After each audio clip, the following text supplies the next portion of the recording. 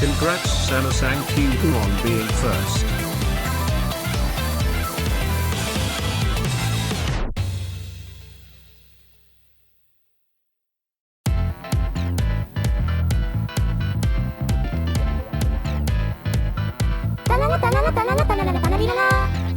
Yippee.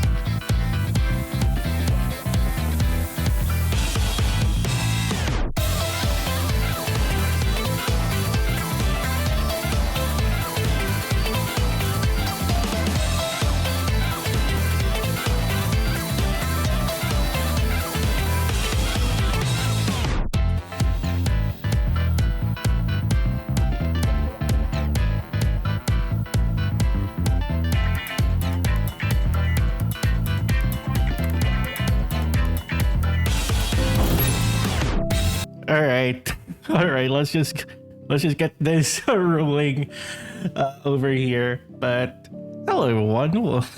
Welcome in. I was actually still setting up here, and of course, second things for on my end is, yeah, I know I haven't streamed in a while, so that's also a whole other thing. Yeah, I was reading Mara's message there. Like, Mara out here, kind of. Well, I don't know if Wolf is around. Don't let Wolf read this for real. But yeah, hey everyone, welcome in. I will hydrate. There we go. You'll have to pardon me. I don't know if you guys can hear it, but for me, microphone kind of sounds a little bit echoey. And I'll definitely go to the reason for that sometime later in the stream. But yeah, let me just go up here. But yeah, welcome in Aeon. Hey Sana, hello Flip. Already did the hydrate, and Kokun is also here. Yeah, goodness, it's really been a while since I've been. Well, I have been around. Twitch. Yeah, there is an echo. So yeah, it is noticeable. Even if even I hear it, because I hear the microphone myself a little bit echoey. That is to be expected. That is to be expected here. But yeah, but hopefully everyone's been good. For any local folks here, we know that there's kind of like huge typhoon that's kind of approaching us. We'll likely have it sometime tomorrow. Actually, tomorrow morning. We're gonna wait. We're gonna hold it out. A lot of us, almost everyone I've talked to today, just to summarize everything, it's been quite the peak anxiety ordeal, because we've been monitoring closely this typhoon, so everyone is keeping an eye on it.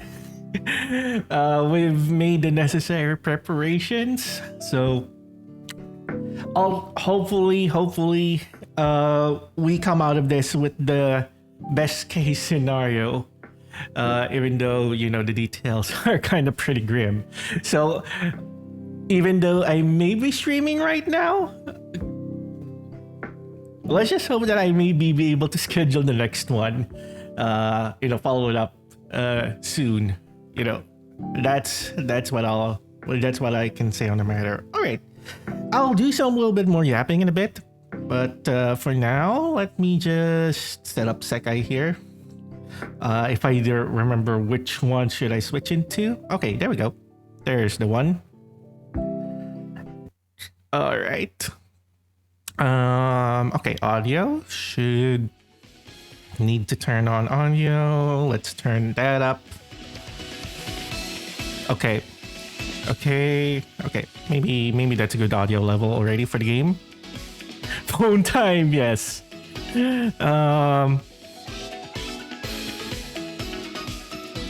I am back to playing Sekai on the phone, which is kind of surprising. It's been a while. I would say majority of the time that I've played Sekai has been on tablet.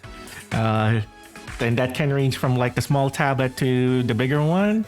So it's been a while since I've done Sekai on an actual phone. So, and actually part of the reason of that is, kind of stress testing the phone too. But yeah, let me just do challenge show. If anyone here's up for co-op, I will also set that one up. But I will assume that everything still works as I have set it up. I've tweaked some OBS settings during the time that I wasn't really streaming. So you may have noticed some visual tweaks here and there, all of that. So, all right, what song to choose? Oh, you know what? Let's stick to this one. We're going to Miku Expo next week. Miku Expo is next weekend over here. That's pretty exciting. That's why I was stuck on this song.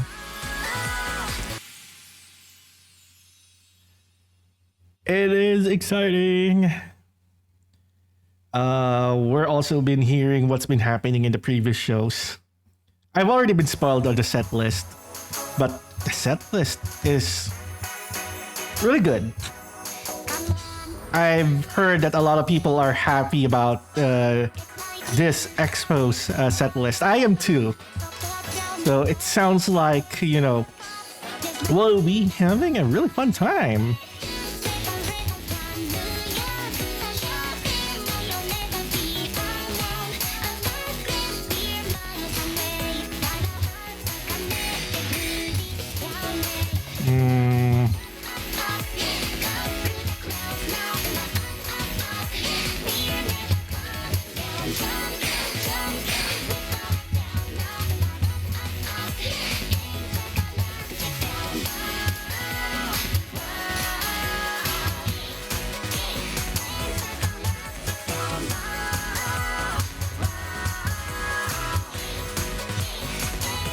But I am also hoping the merch does arrive on time.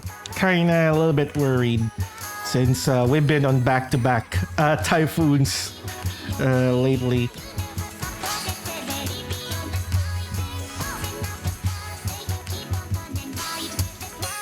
That's the other.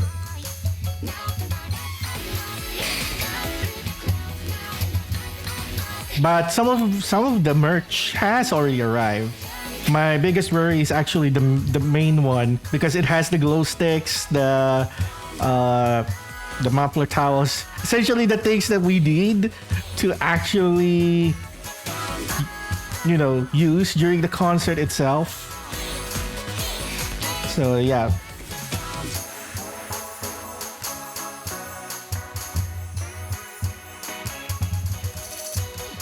Oh, yeah, that was a miss on my end.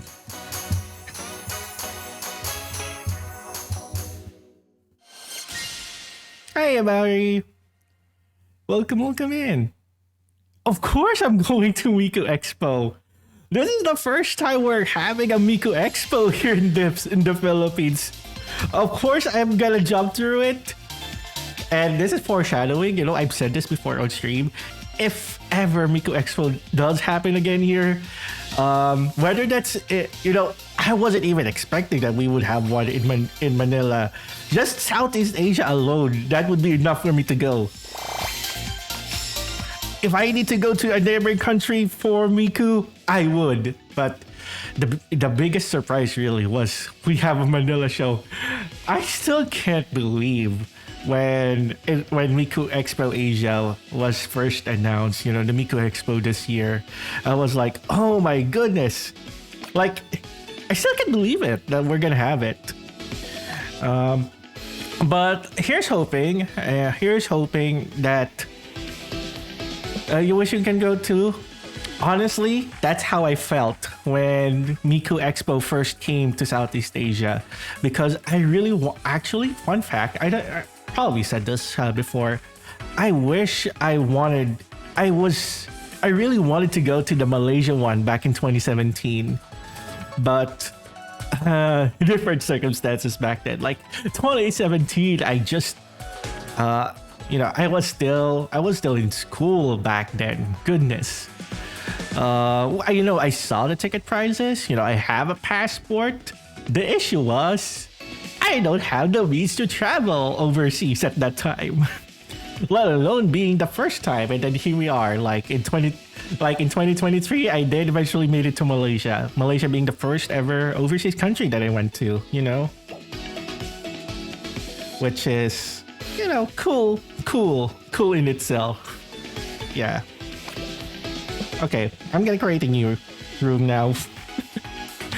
I feel like I'm gonna be the very yappy time for this. All right, the room code is 99214. I am trying to get the room code thing 99214 on my end here. Renz knows how to still stream sekai and show the room code on screen. There we go. Of course, it still says 0. What the heck? Okay. There we go.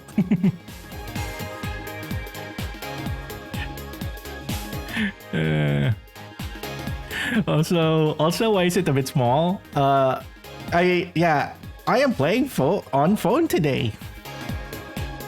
Which, yeah, I know it's surprising that y'all seeing. Like, I have to zoom in, really. Like, here we go. It used to be around this zoom level, and then suddenly we have to punch in further.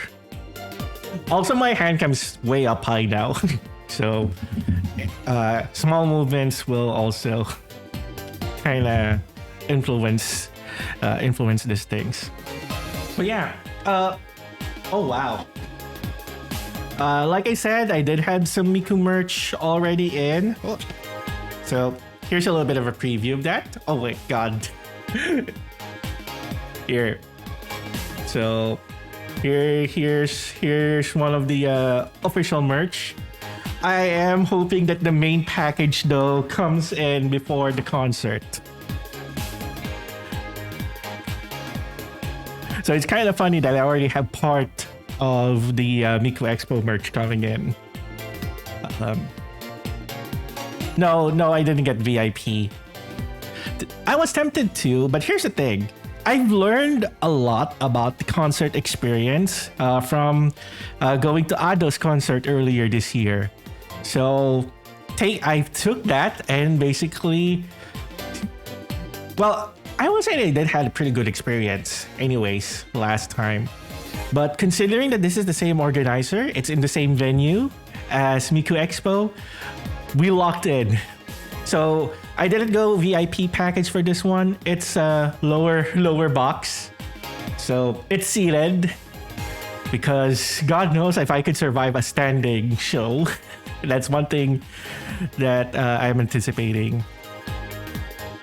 But yeah, there is separate merch.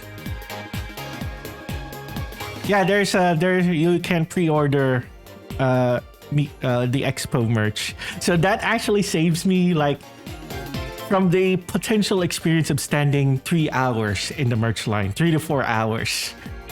And if I do decide to still buy merch on site, because there are only on site exclusive stuff, which is basically the shopping bag and the scrunchie, I may probably do that after the show.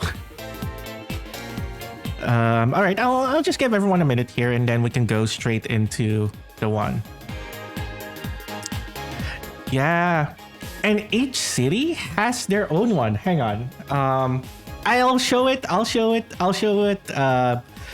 later. I just want to I just want to burn some nuts first in Project Sekai before I go into yappy mode for today. Okay. If this is everyone, I'll go ahead and unlock the room here with one spot. But if anyone is able to join at a much later time, feel free to do so. Let's see. Oh, you know what? Let's do another Miku Expo song. I am so Miku Expo coded today.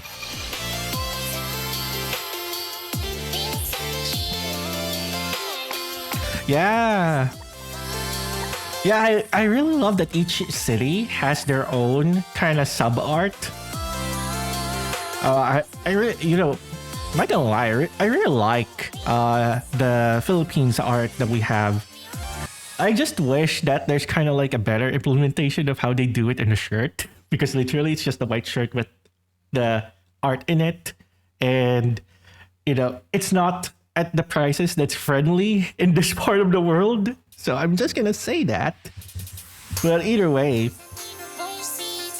I did also get the Manila specific ones.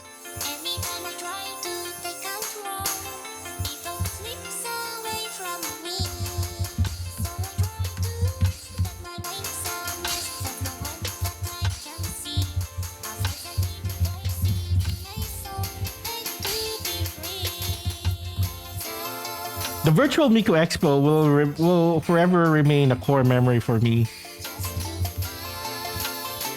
And I still remember, I was in a Discord voice call when the virtual Miku Expo was happening. And a lot of us really haven't seen a Miku show in person, at the time. And, with this Asia tour, with a lot of places hosting Miku for the first time,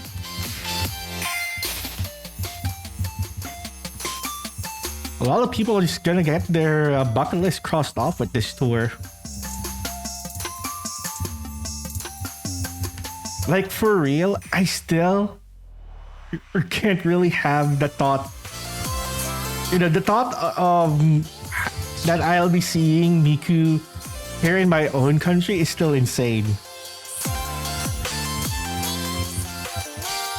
Because we literally waited for more than 10 years for it.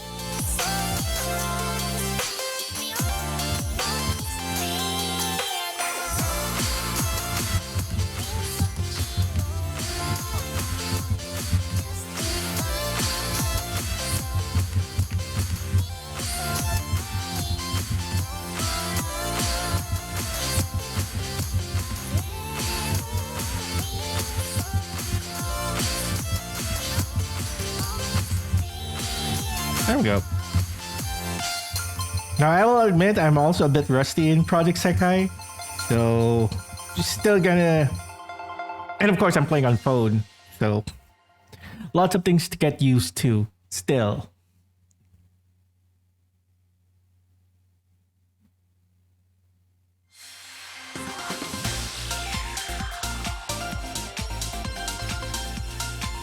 Okay, maybe we will...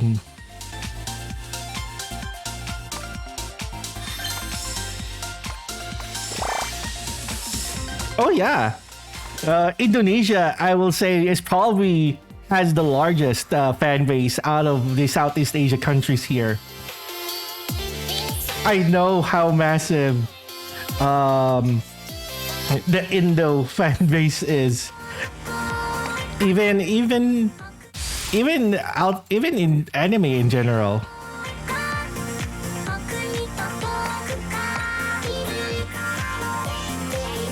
But yeah, Southeast Asia has waited for a long time for Miku Expo to finally come back. Like, again, the last show was in 2017. It's literally long overdue. But I'm glad Krypton has better logistics this time. I know this is gonna be a hot topic, but I would say part of that reason is because they're now using the LED screen. And I've always said yes. While it is disappointing that the Miku concerts these days are not going to be holograms, which I know that has been the staple in in most shows. But we have to also consider that the LED is what's making it possible. I think that Miku is able to go to more places now and have more regular tours because the logistics is a lot easier now. So we have to consider that. And yeah, the LED screen is actually a lot bigger. See, I'm trying my best to avoid Miku Expo spoilers, but yeah, I've seen the stage design already from their first show.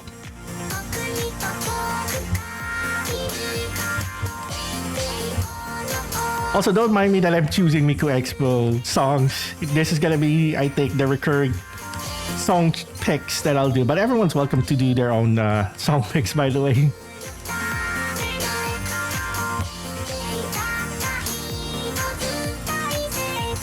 Also, since I'm playing on phone and we kind of have like a major weather disturbance incoming, there may be a possibility that we may get interrupted here by the emergency alert. So I'm just gonna give y'all a heads up, especially once the 11 p.m. Bulletin comes out, and I will actually need to look up that bulletin too, because like I said. I am feeling the anxiety right now. I'm not gonna lie.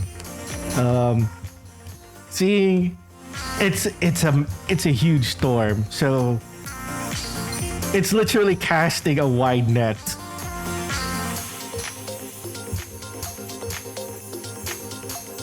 So it's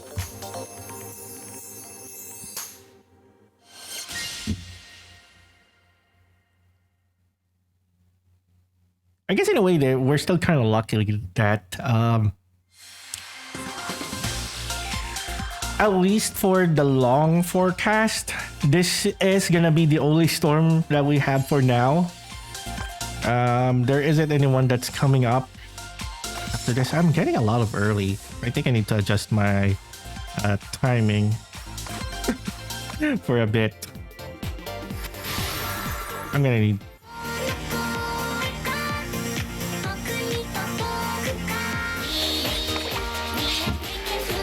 still one of my favorite Miku Expo teams. And Goku had the same thought, I see, with Highlight. Hey, I like this. I like this Miku Expo team. Because we are the high. Because it is the team of the virtual one. And that's why I happily backed the 2023 one, where they did the VR one.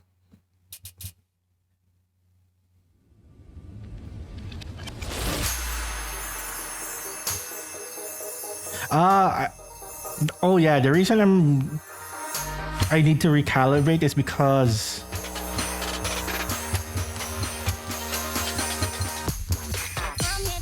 I'm playing through the computer, right. So the offset's gonna be slightly different.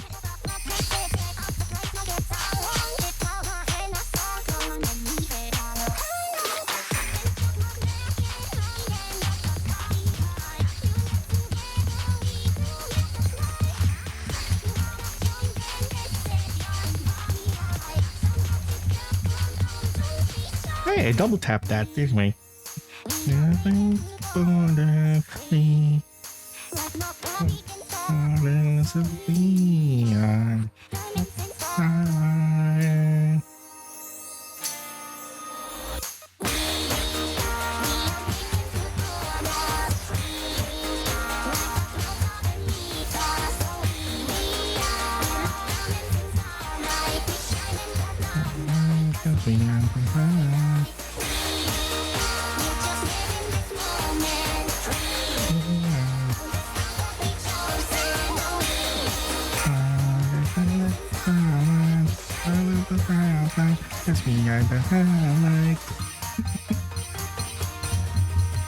I remember having this song on loop plenty of times. Okay, I'm gonna go ahead and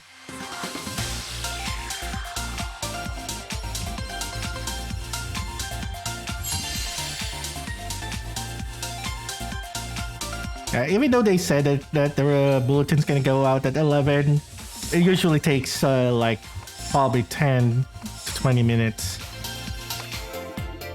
The 11 p.m. bulletin is the crucial one, I will say.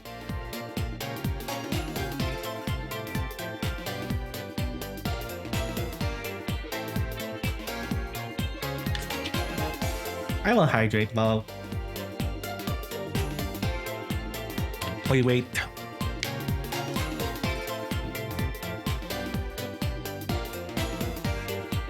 There we go. Got a little bit of...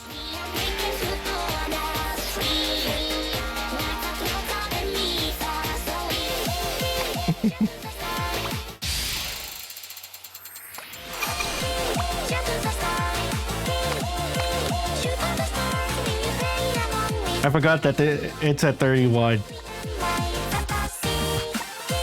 But yeah, this is the one that I gladly backed.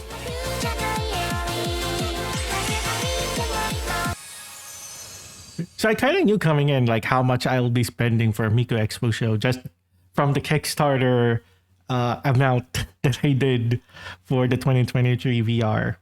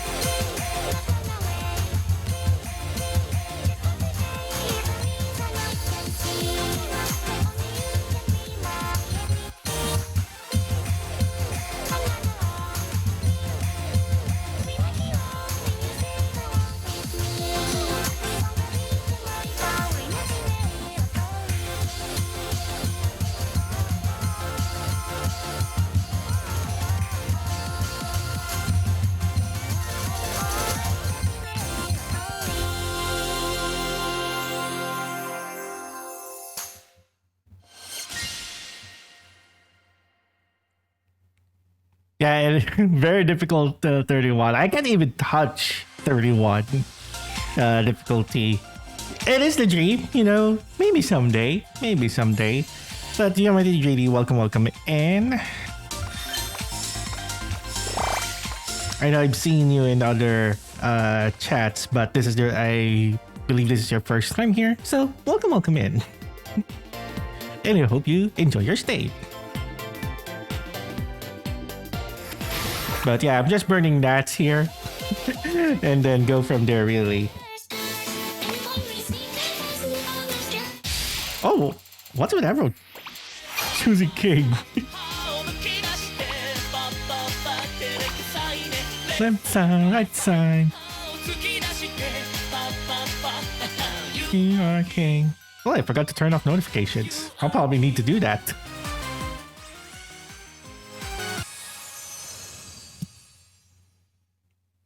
Or you know what? I think there's game mode here. You know what? I'll tinker with it some other time.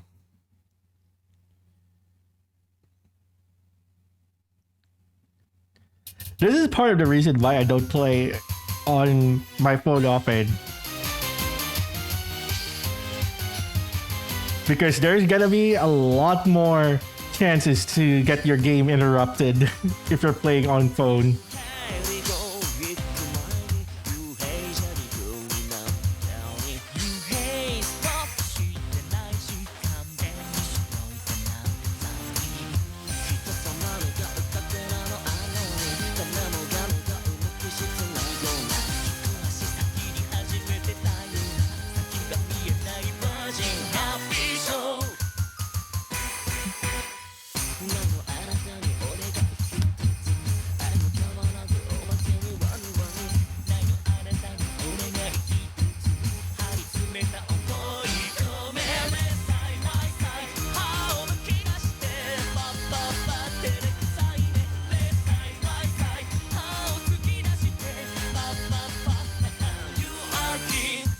I feel like my phone stand is about to give out.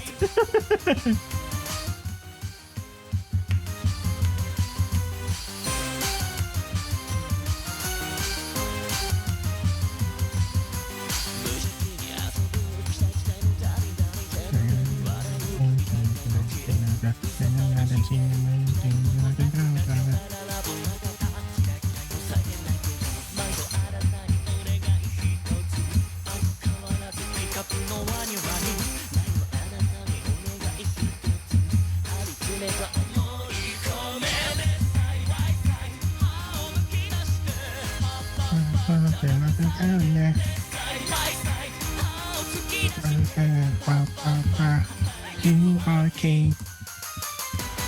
You are king.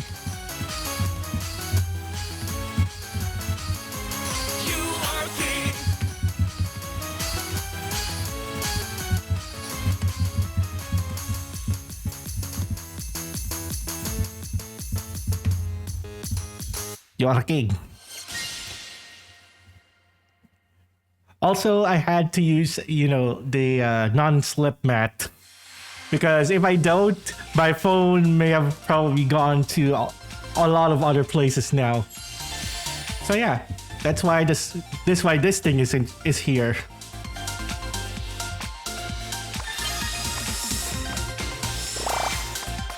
So close. I'm not expecting peak performance out of me. Also, I probably could,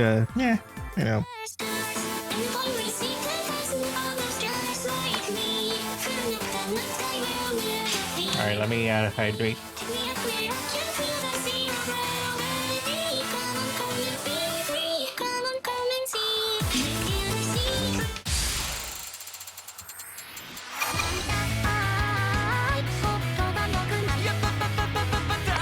I wonder. Okay, I'm just looking at OBS stuff.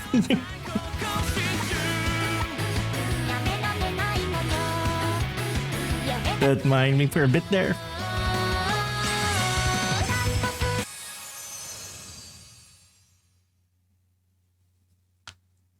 Oh wow. Gotta crack the fingers open for this one.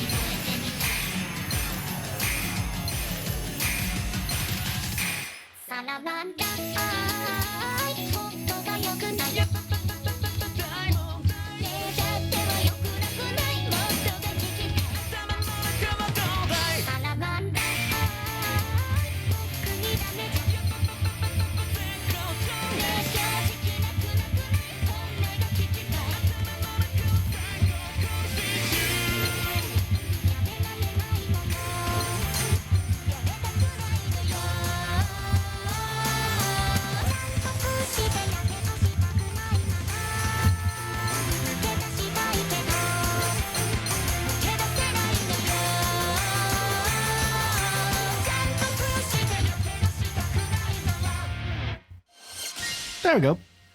Nice, nice.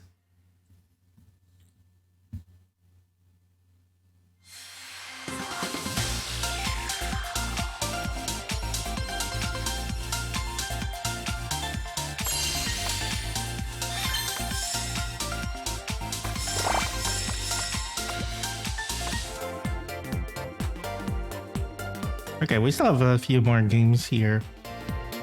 And then we'll go from there.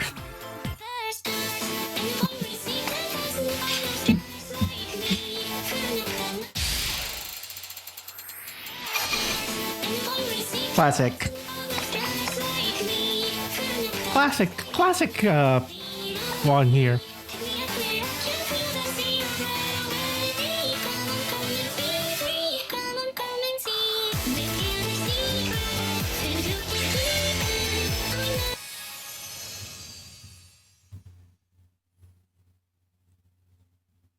Okay.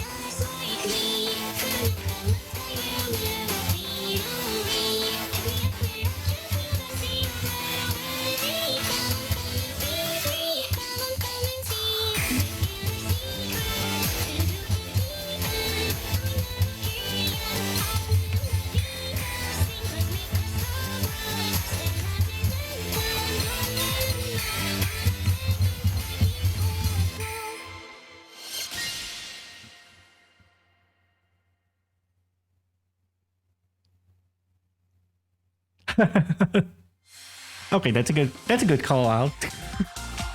That's a good call.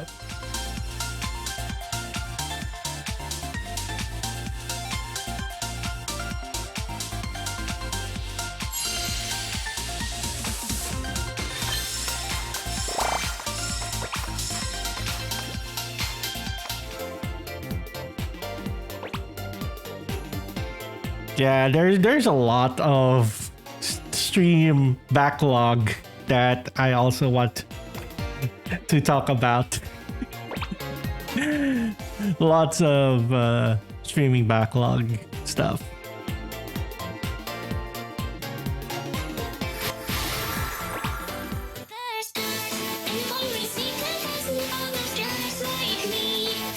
All right.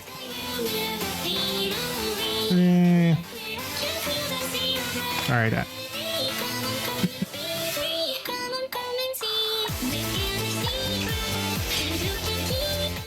All right. I'm just gonna take a peek at. Oh, this is a good song.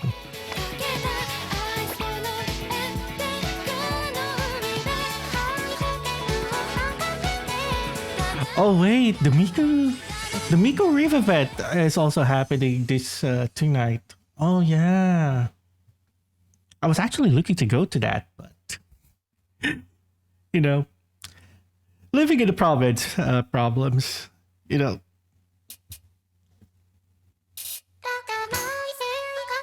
Also, not to mention, yeah.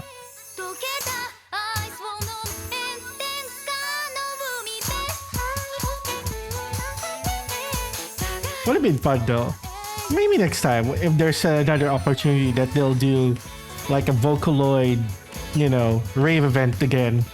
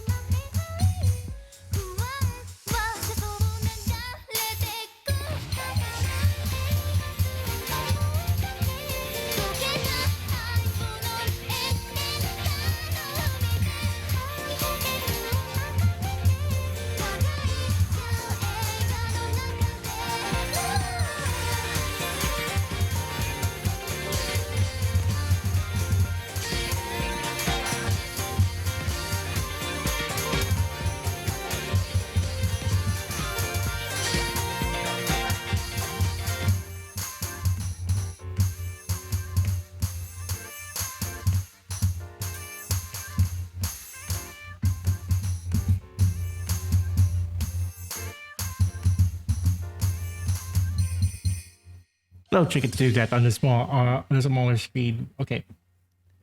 I'm just gonna check if we now have the latest bulletins, and it's now been 15 minutes past the hour.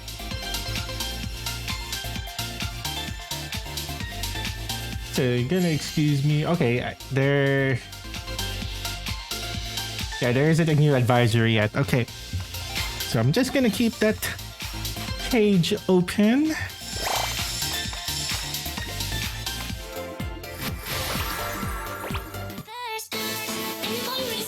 And go from there, essentially. You know what? Let me go.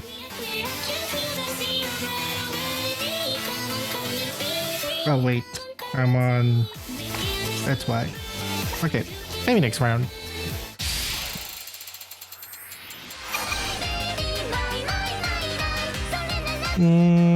Okay, let me do expert. Not gonna expect that I'll do. I'll see this. I have to switch back to the tablet before I do like FC attempts and all of that again.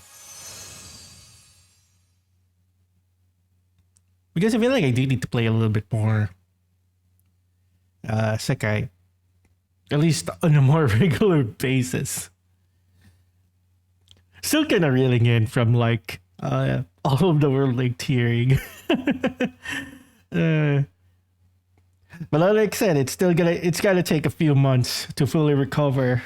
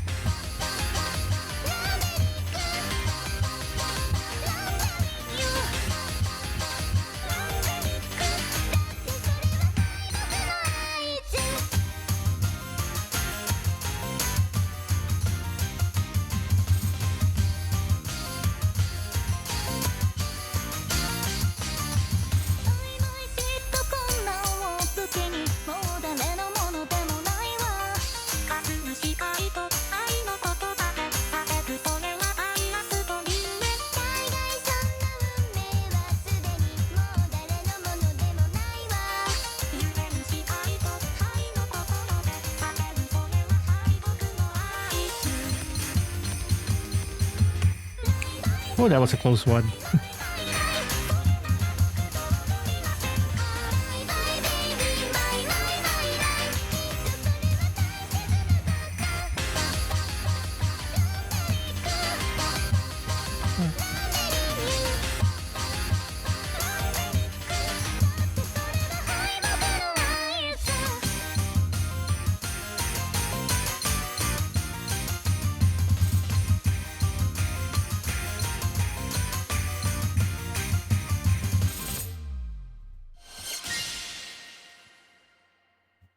Nice. And here is the part wherein we keep on refreshing.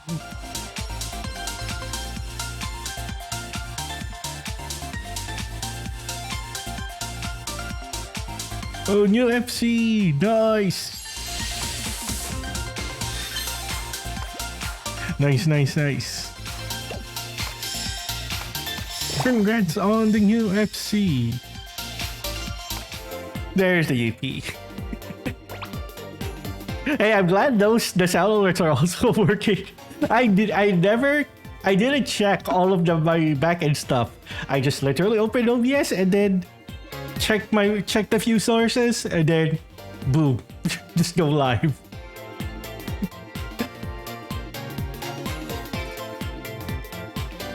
Yeah, me streaming tonight wasn't part of the plan today.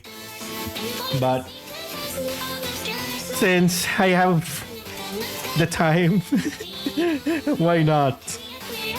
And I feel like I really need to bring everyone up to speed on what is happening, on their end of things, And there goes the contribution to the Nga stream. Yeah, that's one of those things. Oh, yes. Okay. All right, I'll not say anything. There may be people here who don't want, yeah. But yeah, one of my favorite Kagami Nirin and Len songs. Okay, let's just leave it at that. But yeah, the Nga stream,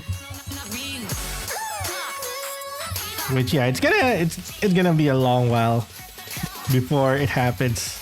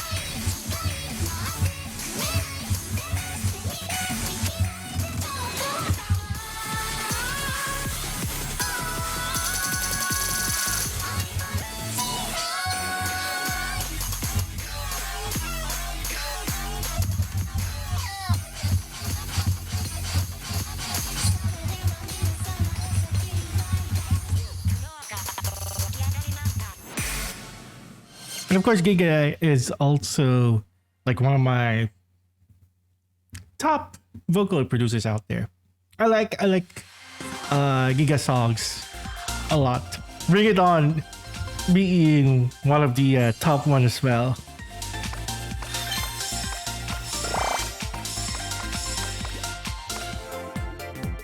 Yes. Can never go wrong. All right.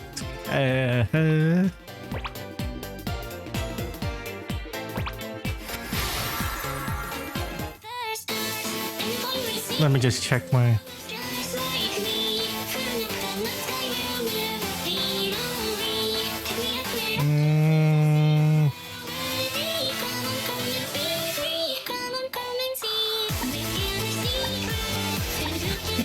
I don't have a song in mind. Oh, was it Gigan and Len? That's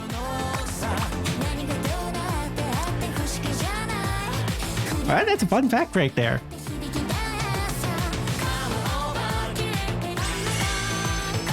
But in a certain degree, I think that's actually what kind of also rekindled me back into Vocaloid. Because yeah, there was a point in time wherein I was really way out of the loop.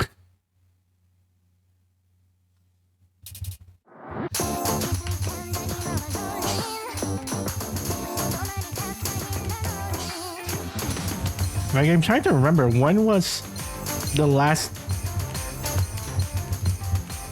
because I know I was pretty active, you know, when I first got into it, and that was a long time ago. You know, I was active, you know, in the online community even back then, and that's how I pretty much met some of my early online friends.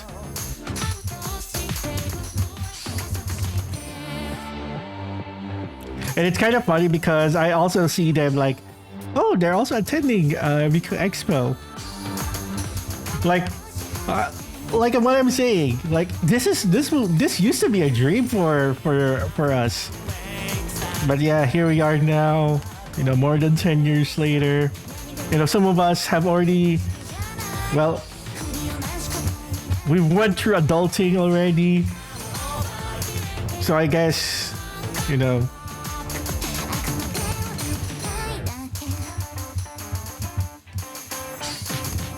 because now some of us now really have the means to buy the ticket. I saw one of them went for the VIP. I just, yeah, good for that person. But I'm happy with the lower box. I think we've got ourselves a good position for the show.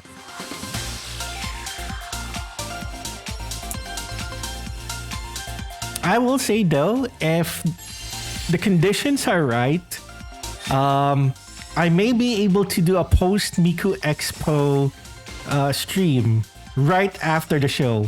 Because here's the funny thing. My flight is actually scheduled early morning.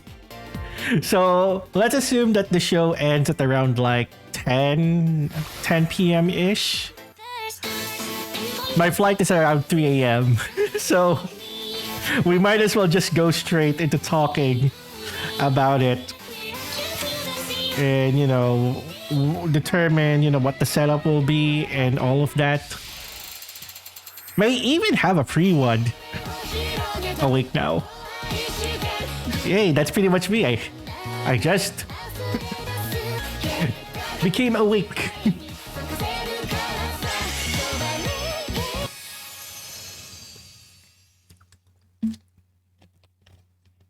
But yeah.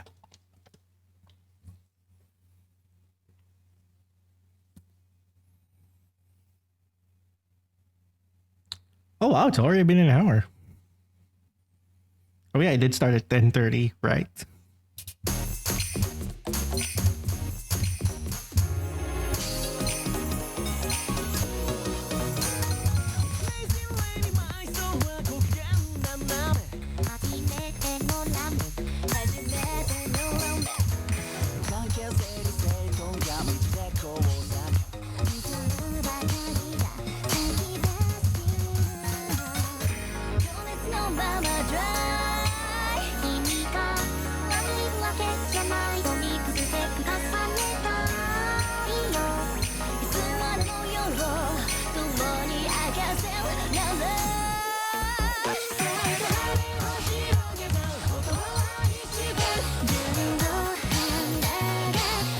Yep.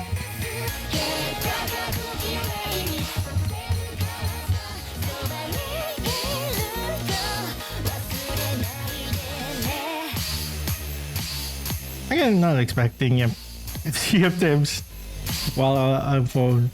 The next time that I'm streaming sekai, I'm gonna be back on the tablet. So this is probably one of those rare instances that I'm using my phone to play Project Sekai.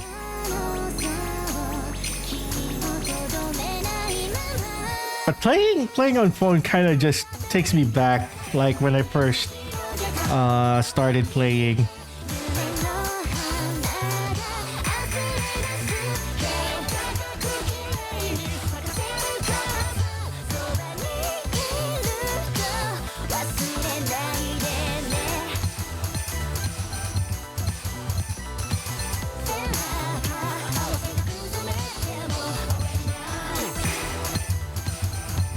Also, I can't remember if I've done my...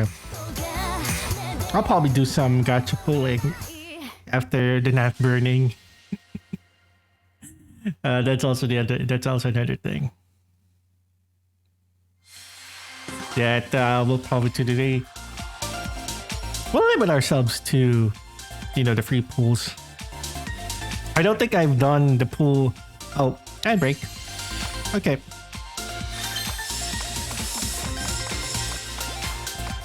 Some of y'all are in ad jail. Well, yeah, we'll do a couple of shows. Anyways, we'll do the last two, and then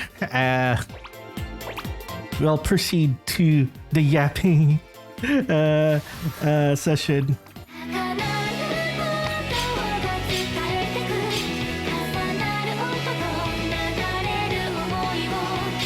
Oh, we now have the latest bulletin, so I will be reading that after while we're transitioning. No problem, Skelcoon. Yeah. The phone's also kind of warm for me too. But yeah, thank you for the games.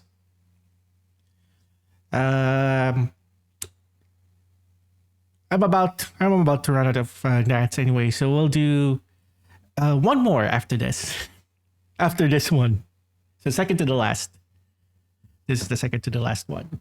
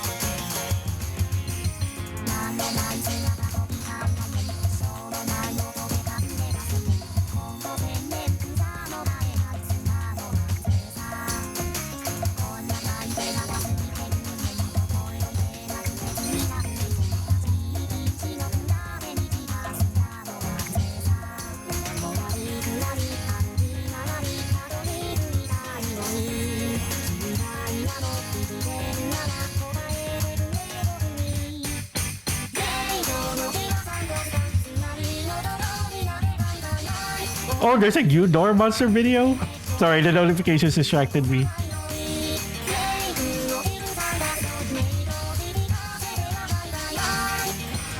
See? One of the reasons I don't like to play on the phone. I know there's a way to turn off those notifications, but...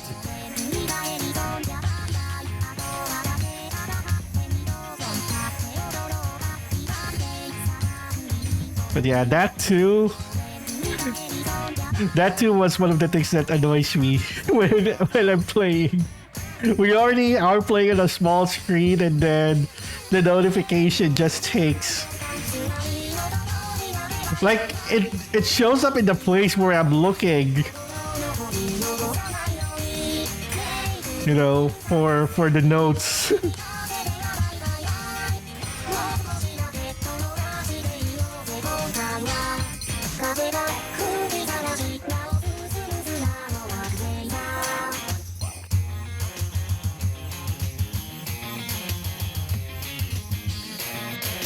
But yeah, we'll do one. We'll still do one more after this.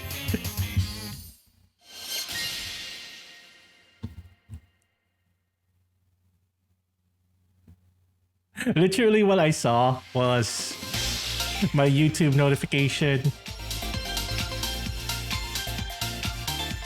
Yeah. Yeah, I did it. I forgot to turn on Do Not Disturb. That's why. See, the thing is, I don't have to do that when I'm on the tablet because it does that for me. So yeah. Hang on, there's someone doing a live update. So, I don't know if you guys will hear that. Give me a sec. I need to... Okay, it's not... Oh wow, it's really close. Okay, I'm just gonna have... Yeah. The warning still goes through. I've checked. Okay, I'm just gonna put... I don't know if it's... no, I don't think it's playing on stream. No, it's not. But I'm just gonna put that stream in the background.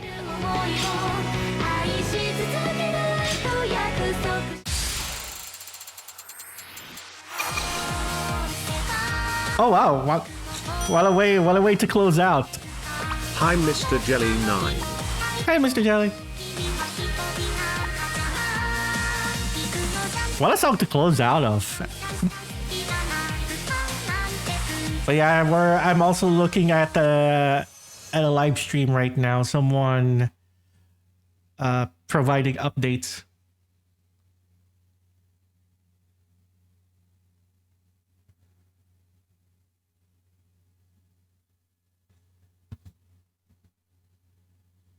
Oh, there's some... Forgot to also... Okay, that's gonna be interesting. I'm playing and hearing...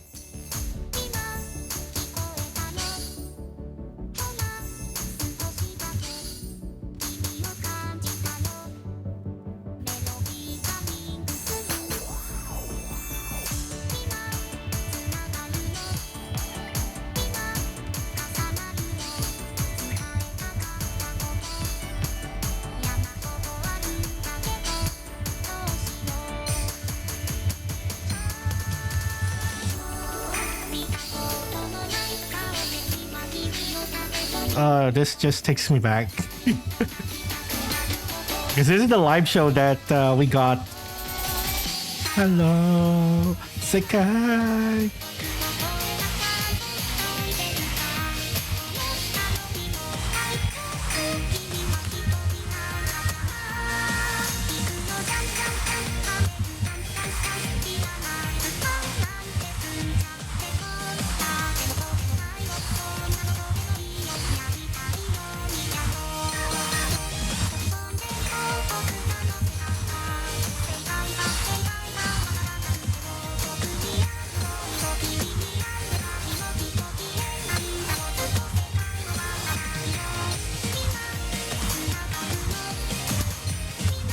Oh yeah, stock up on water. I'm commentating over the live commentary that y'all are not hearing.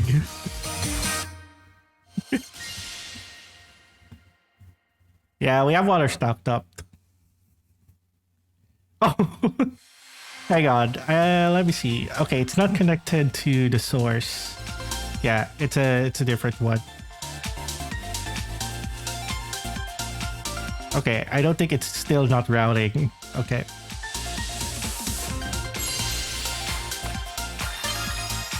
Alright, thank you everyone for the games. I think that's all of the nets.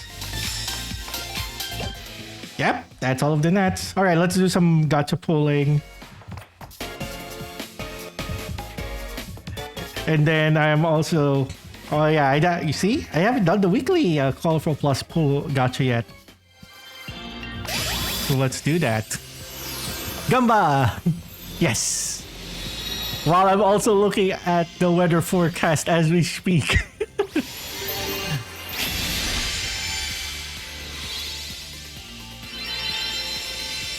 ているだけでファンは安心するの。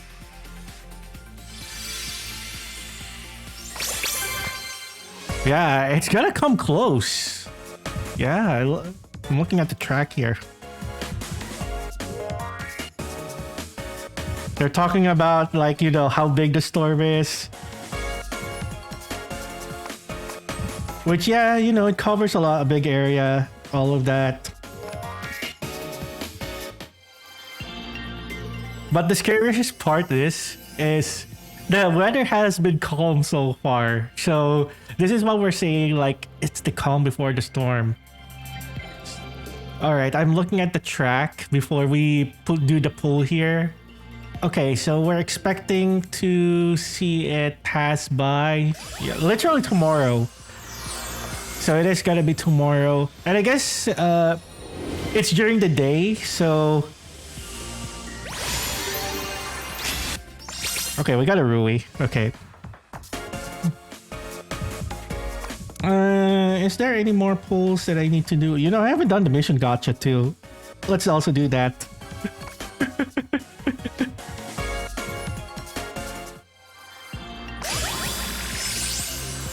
Oh my.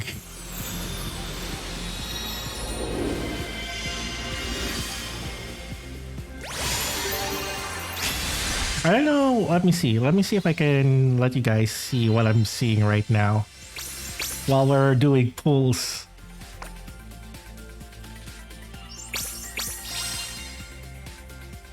Oh, it's behind the... Okay. We have a Kane, we have a Kanade, we have an Ichika, we have an Eno. You have a Len? Got a Mako, a Night Court Mako.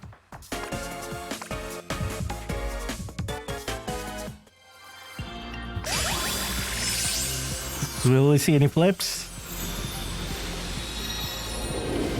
Yeah, I haven't done the mission gotcha yet, so we're gonna do that after this one. Alright, 1 3-star. Hello Minori, hello Irie, hi Haruka.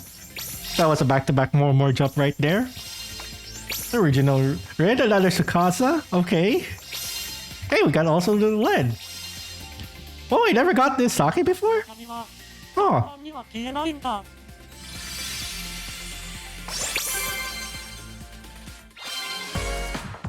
Alright.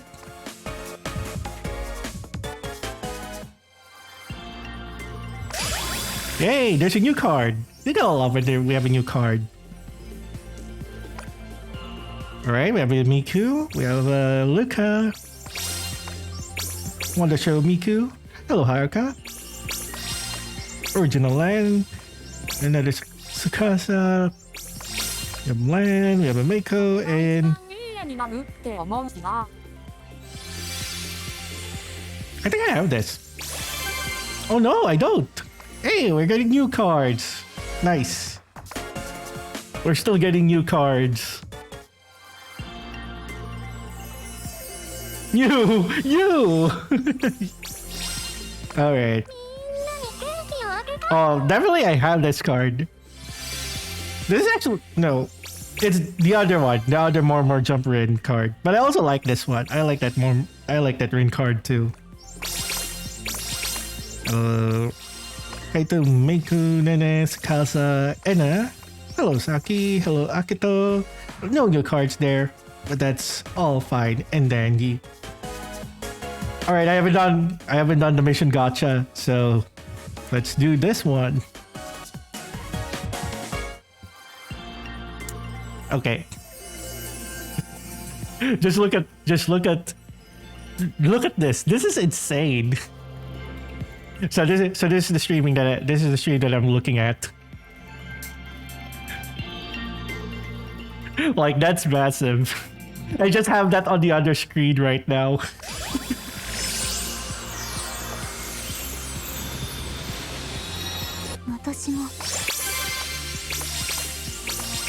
Oh, we have a new Luca. I saw 2-star Luca there.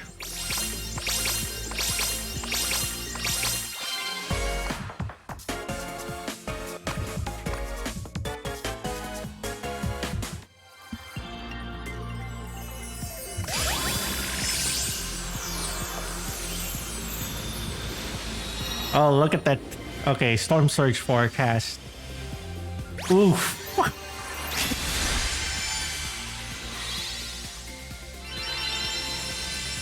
I want to wrap the audio in, but probably better that I just relay what they're saying right now.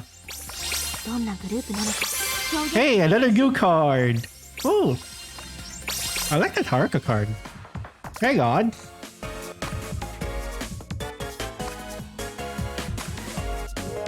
Aw. That's a good design. We have a new card.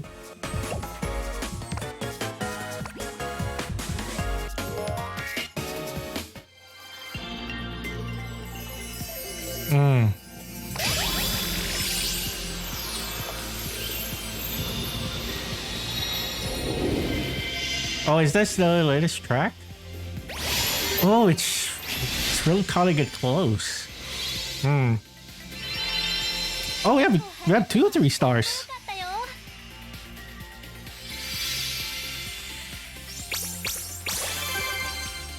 So it looks like the closest that it's gonna be tomorrow morning when the sun rises. All right, 2-star. Double A, we have Miku. Hi, Ichika. Hello, Miku. 食べてね Hi, Irie.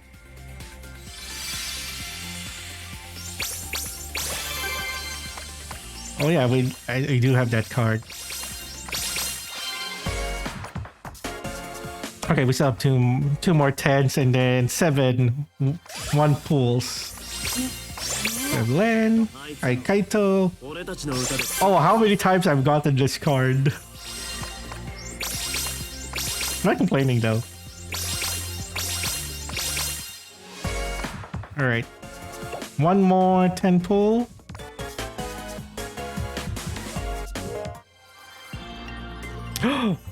Oh ho! Oh ho! Ooh, what's gonna be? What's gonna be?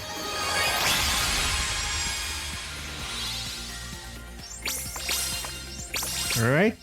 Miku. Hi, Emu. Hi, Irie. Hello, Miku again. Hi, Kohane. 喜んでくれるかな It's kinda there. I already have this card. Hey, that's another duplicate.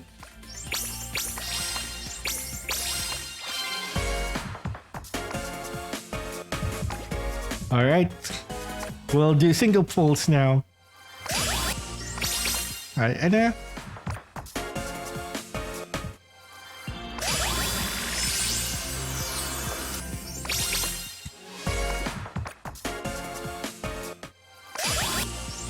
oh, we're gonna be so cooked if it continues, if the track continues to go south.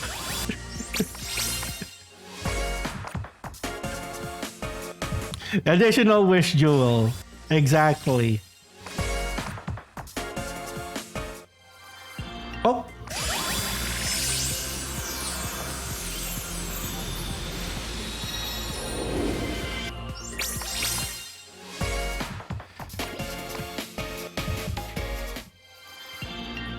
Just a little. Yeah, it's still a huge storm. Anyways, all right. Oh, I still have the 4 character guaranteed gacha. Okay, let's just go through all of the gachas that I need to pull.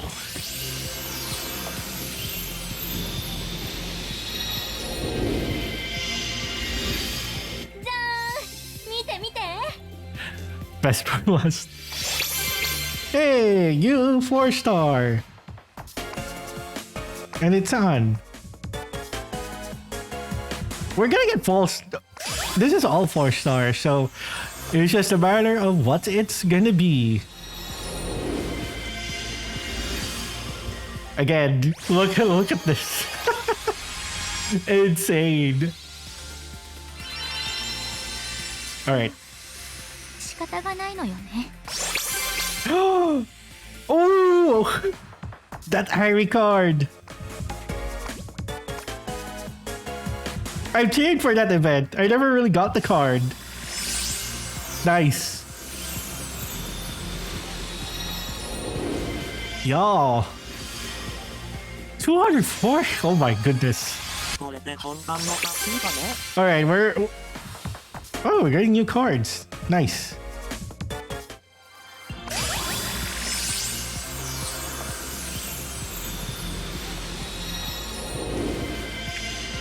I mean, this is a huge one.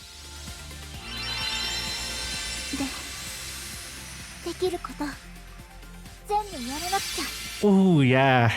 State of rapid intensification right there. Oh, we got an NA.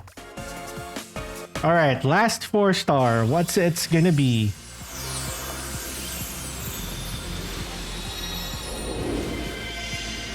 We're getting all technical now with this stuff.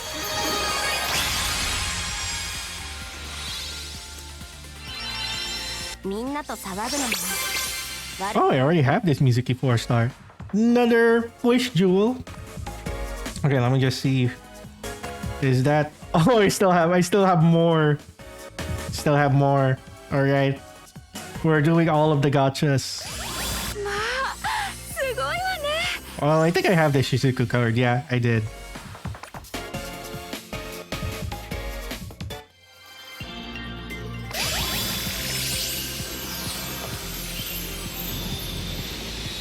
Is it official? I haven't read. No, they didn't call it a Super Typhoon yet. あれからどうしてるかな。 Oh, look at that. We got an Enna. We're getting new cards. We're getting a lot of new cards today. Sorry if I'm multitasking. I'm streaming and then watching another stream at the same time. But I think this is important information, especially for folks who are also in the Philippines, especially if you're in Luzon. Hopefully everyone is taking the necessary precautions.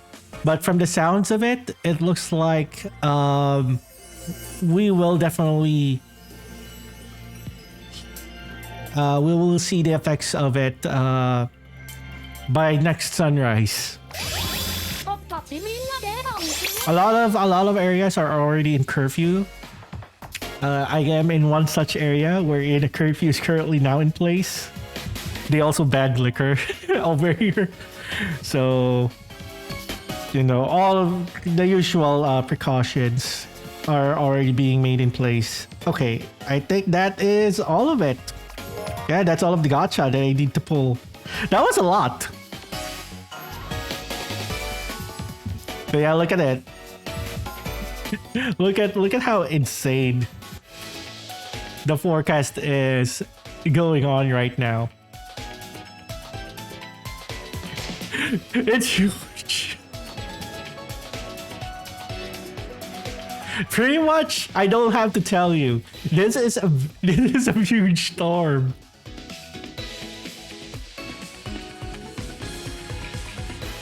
Like, it pretty much covers almost the entire country from what I'm seeing here. Yeah, there we go.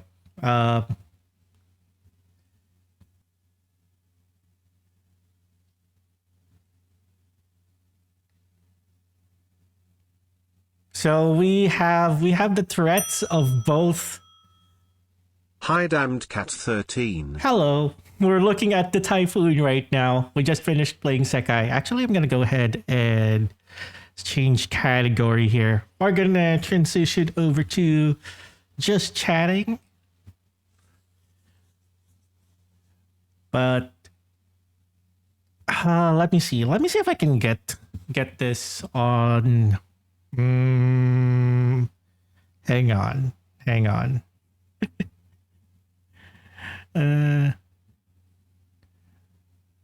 Because it isn't, OBS is not doing its thing.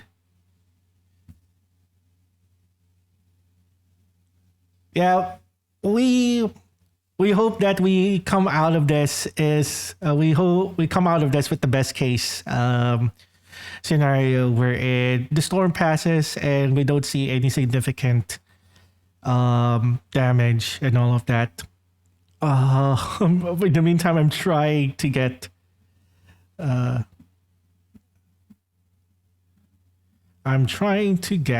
audio from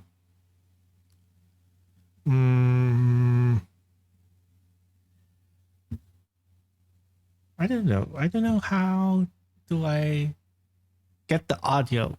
I can't route the audio for some reason, but obviously y'all can see how massive this is. It literally covers like the entire country now.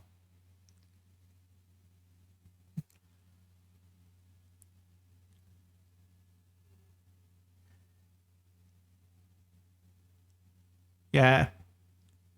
Oh, signal 4 has already been raised in Catanduanes. Okay. Yeah.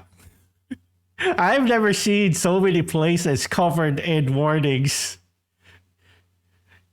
This is what's the insane part. Okay, so it's up 155 from the latest bulletin. So it's not yet. It's not super typhoon. Oh, well, look at that. The rainfall. We have both rain and wind to be concerned for this storm, and that's what's concerning about this. And yeah, large swaths of area also on storm surge warning.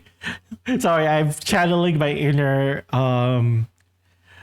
journalism, the thing that I studied for, by relaying this. But yeah.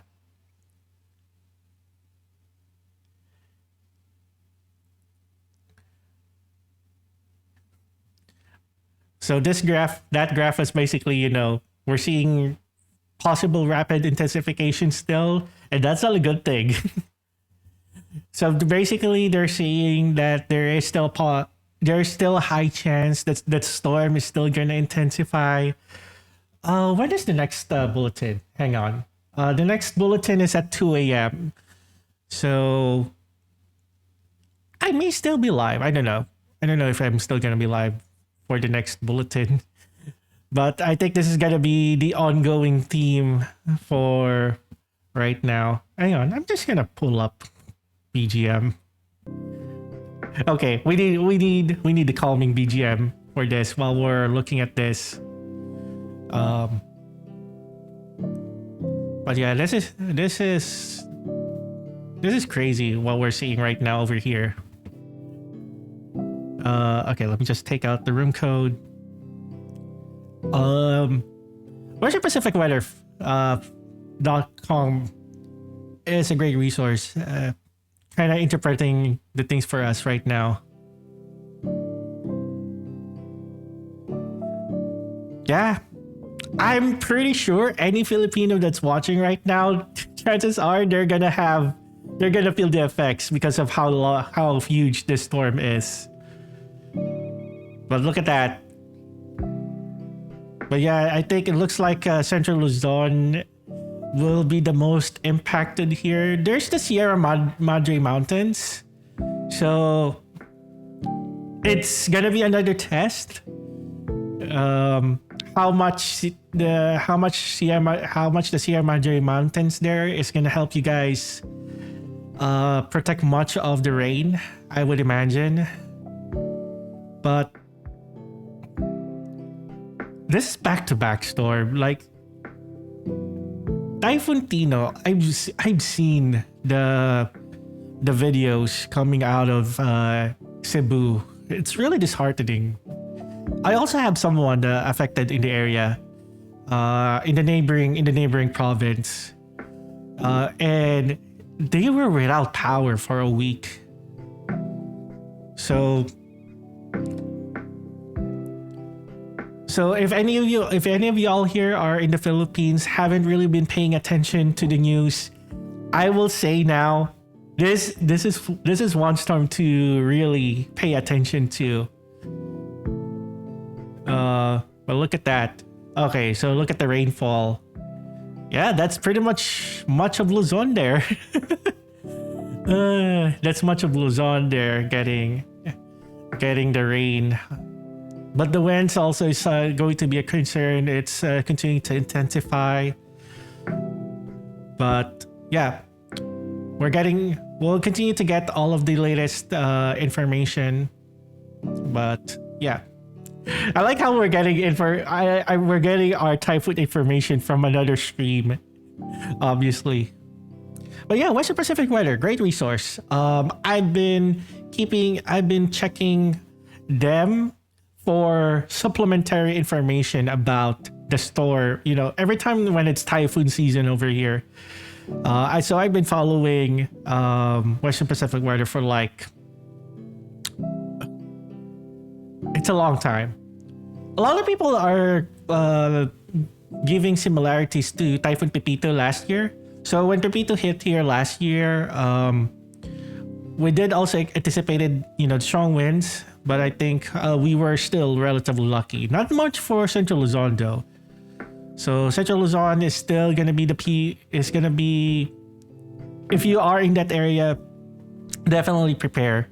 Oh yeah, it's gonna also head towards Taiwan after it goes through us there. So by any chance, if anyone's also in Taiwan right now, probably also do the necessary precautions after it passes through us. I know that for the other typhoon Tino, it did also land in Vietnam afterwards. So this is basically typhoon season. This is the usual things that we look at when it's typhoon. All right, let's just okay, I haven't read the official bulletin, so let me just go through that right now. We're cooked. We're cooked. We're basically cooked. But yeah, make the necessary preparations. But yeah, okay, we're currently looking at the 6th bulletin typhoon for Typhoon Owan. So this was issued just an hour ago. The next bulletin will be at 2 a.m. So it is now currently at 380 kilometers east of Viraca Tanduanes, a maximum winds of 155 kilometers per hour, and gustiness of up to 190 kilometers per hour. So it is quite the typhoon. Currently moving west-northwest at 35 kilometers per hour. 800 kilometers of...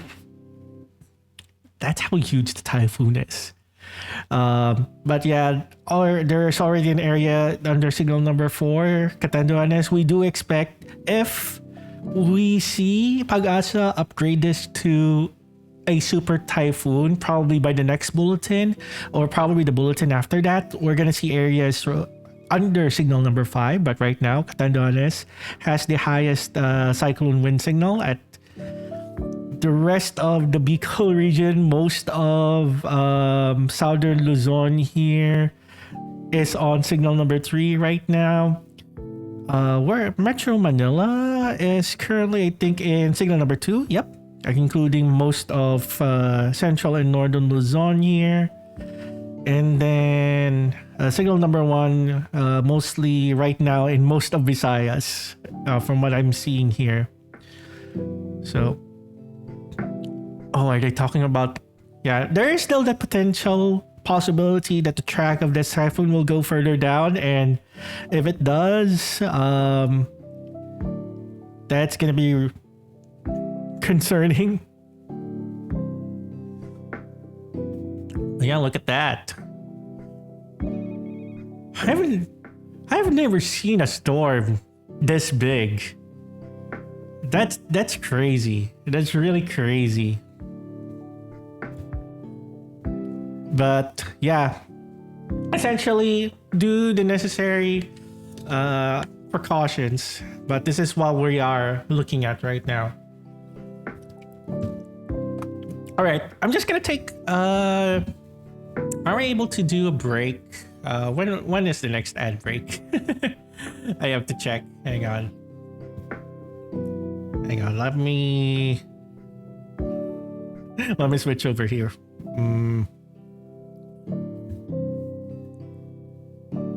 Because I think I'm pretty much done looking at the.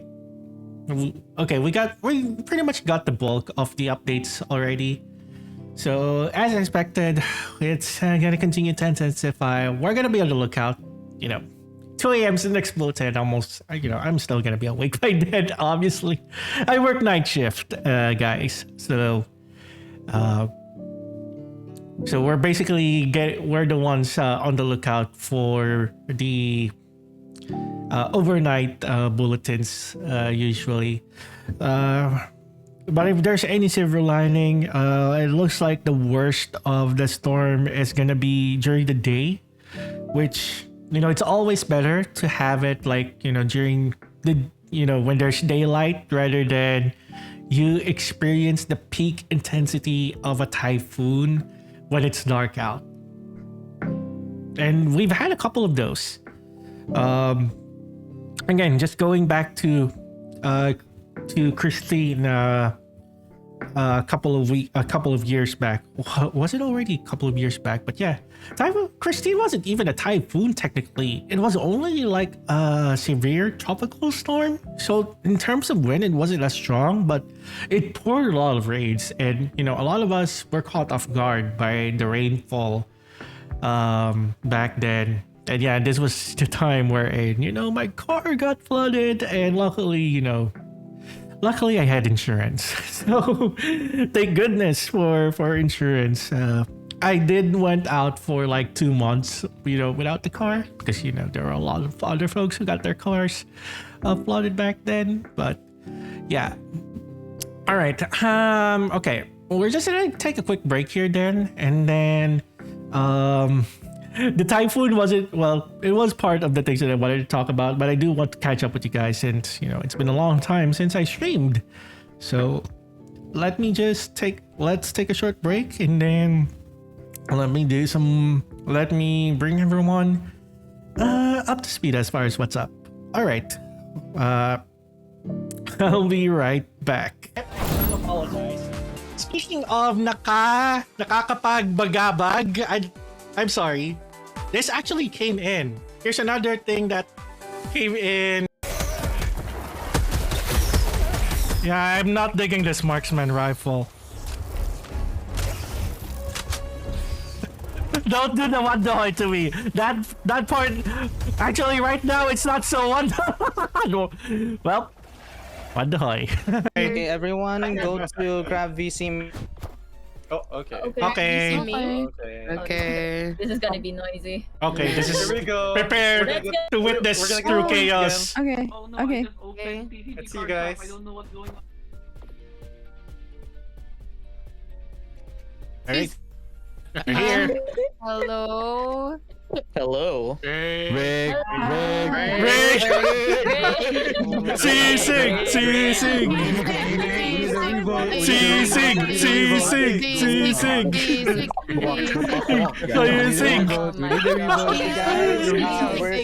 We're taking a little break for now, okay? Oh my goodness. Because right now it's almost 10:30. So do you know what Oh that yeah, the raffle. Raffle.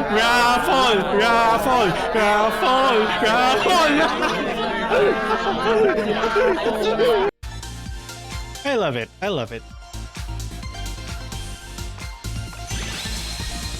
Oh! I got silver. What?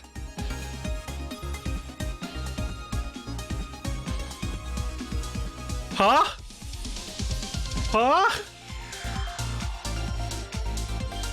So this is the plushie that I'm talking about.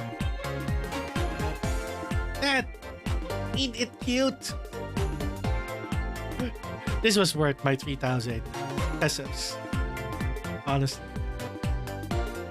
I mean, look at it. And this is one of the advantages of doing the hand cam. Because I like it's so easy to just showcase stuff right away. Yeah. And now that look at it. Isn't it cool? Mas marami pang disband kaysa sa win. Exactly! Ano bang meron sa araw na to?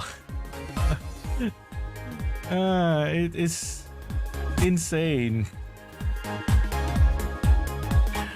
Ano ba ang meron? Bakit tayo nagkakaganito? Di ba na? Alright.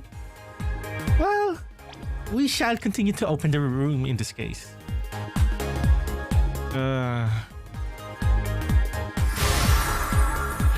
Oh my god. Ito na ba?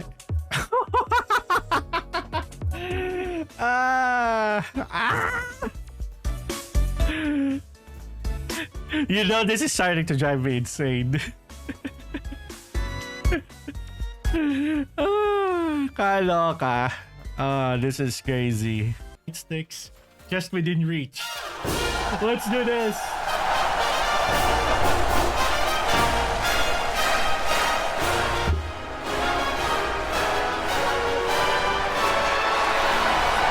I don't have a light stick prop though, but that's a missed opportunity for me.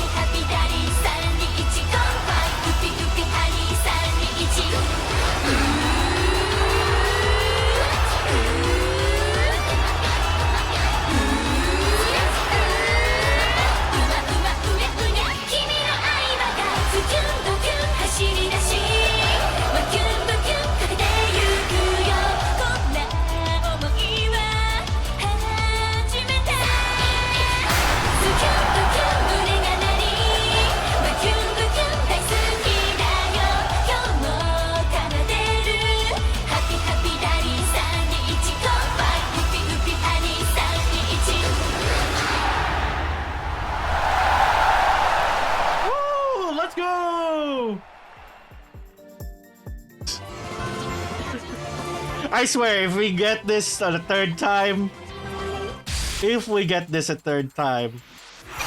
oh my goodness, this song picker. You know what? I'll do easy. I don't care. I don't care anymore.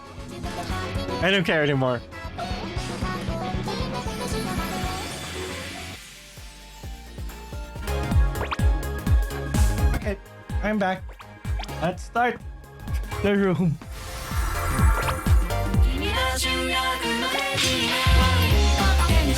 Imagine if I stepped away and then someone already joined. Oh god. Why? Why? Alright. Oh, may nagkaroling sa may bahay ang aming bati. You really had to go into the caroling one, huh? Alright. We're continuing our typhoon watch over here. Oh, there we go. Now you guys get to hear what we're hearing right now. But yeah, we're continuing to monitor the typhoon Uwang, also known as Fangong, over here. But huge storm. So for anyone just joining here, I know that I've streamed in a while, so I'm also gonna talk through some stuff while we're also taking a look at the Thai food, because we're quite an interesting but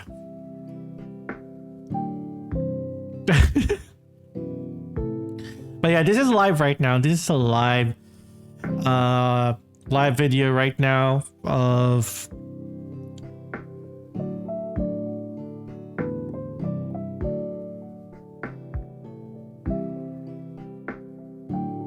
but yeah. Okay, I think it's just taking in questions basically. Okay, yeah, that's more of a Q&A right now. But I think what we should do is, let me just pull up Windy here. Okay, so first thing that I do want to mention is, yeah, I may sound a little bit echoey at the moment, is because part of that reason, some of you may already know this, but I've actually moved. I have been in the process of moving in the past few weeks. So while there were times wherein I've been able to stream or would have wanted to stream, there were multiple reasons why. One of them was, of course, I can't stream during certain times of the day now because that's when construction noises are still going on. I tried. Y'all can clearly hear it. So that's gonna be a no-go. So I'm gonna be stuck to streaming during the weekends, or because daylight savings is over, that means I actually come into work at 11 or 12 midnight now. So that gives me a little bit of time to stream before I actually go to work. So that's the other thing. Hang on, let's just put in our hurricane tracker here. And then I guess let's do satellite picture as well, because I think showing the massive one here. Just looking at this, I have never seen, and I'm sure a lot of you guys have for sure haven't seen, like, a storm, a typhoon as massive as this. It is huge, my friends. So we're just pulling up the track right now. Let's see. Let's go to EC. ACMWF. I've experienced we've experienced through a lot of storms now that sometimes a lot of us can already pick up and kind of understand how this storm is mostly or most likely going to work. So right now we're just taking a look. If I faced away, if I sound different. Oh, you know what? Running Windy is kind of compromising our frame rate right now. I didn't know that this takes a lot of graphics. Hang on. Hang on. I'm okay. We may need to switch to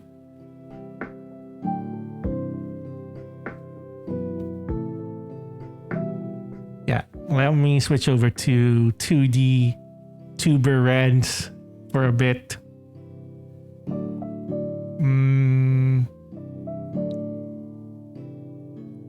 Because we're getting overloaded here. I've literally frozen right now. Okay, give me a moment. You gotta love when... Didn't know that this takes up a lot of resources. Well, I think it makes sense. You know what? Let's just use Pagasa. Yeah, it was definitely that one. Okay, let's just use Pagasa's graphics then. I think that's gonna be lighter for us. Oh, even in the satellite imagery here is already something. Okay, let's take this and then we'll use this one. Yeah. So I think this should be a lot lighter than going to windy. I think it's still good to show. Yeah. Y'all seeing this? Y'all seeing this? That's crazy. That is insane. What we're seeing right now. Also, I think, and what I'd like to do, we're gonna do some. Ooh. I see. Hang on. Oh, I used a separate source for that? Okay. Okay,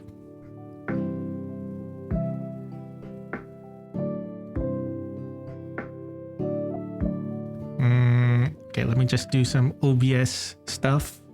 Wonder how did... Oh, it just flips. Okay.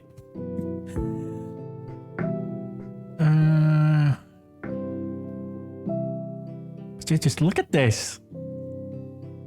It just covers a huge part. But yeah, there's a lot of things that I actually do like to talk about while we're on the screen.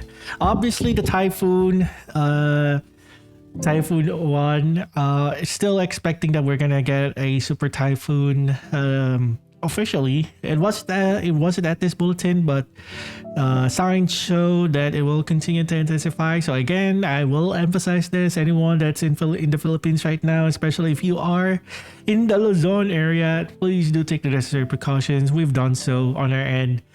We're likely going to expect to feel the effects of this typhoon once the sun rises. So us here in the Bicol region are gonna be the first ones to feel the effects of the storm, definitely in the next few hours.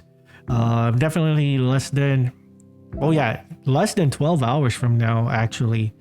So we'll continue to close eye. We'll keep a close eye on this storm. But again, can't emphasize this enough. If anyone has not been looking at the weather bulletins, even the news, now would be a good time to pay a closer attention, especially if, I'm sure a lot of us have experienced a typhoon one way or another, one that's worse than the other, but there's a reason that a lot of people are looking at this storm. Number one, of course, the sheer size of it is the big thing that we're seeing here. Now, the second of all, is that, a lot of us have been talking about flood control projects recently. And I think the typhoons is one of the ways that it's bringing awareness to that, especially with the last typhoon. I already mentioned this earlier. Seeing all of the videos that's come from Cebu is pretty disheartening. But yeah. So Sierra Madre, hopefully the Sierra Madre Mountains will give the protection that it is supposed to give during times like this, for the folks that are in the central Luzon area. We don't have that luxury over in this part, here in the Bicol region. We're pretty much sticking out here from the main island. So we usually get the full brunt of the storm. But again, I know a lot of people are concerned because of how huge the size is, basically.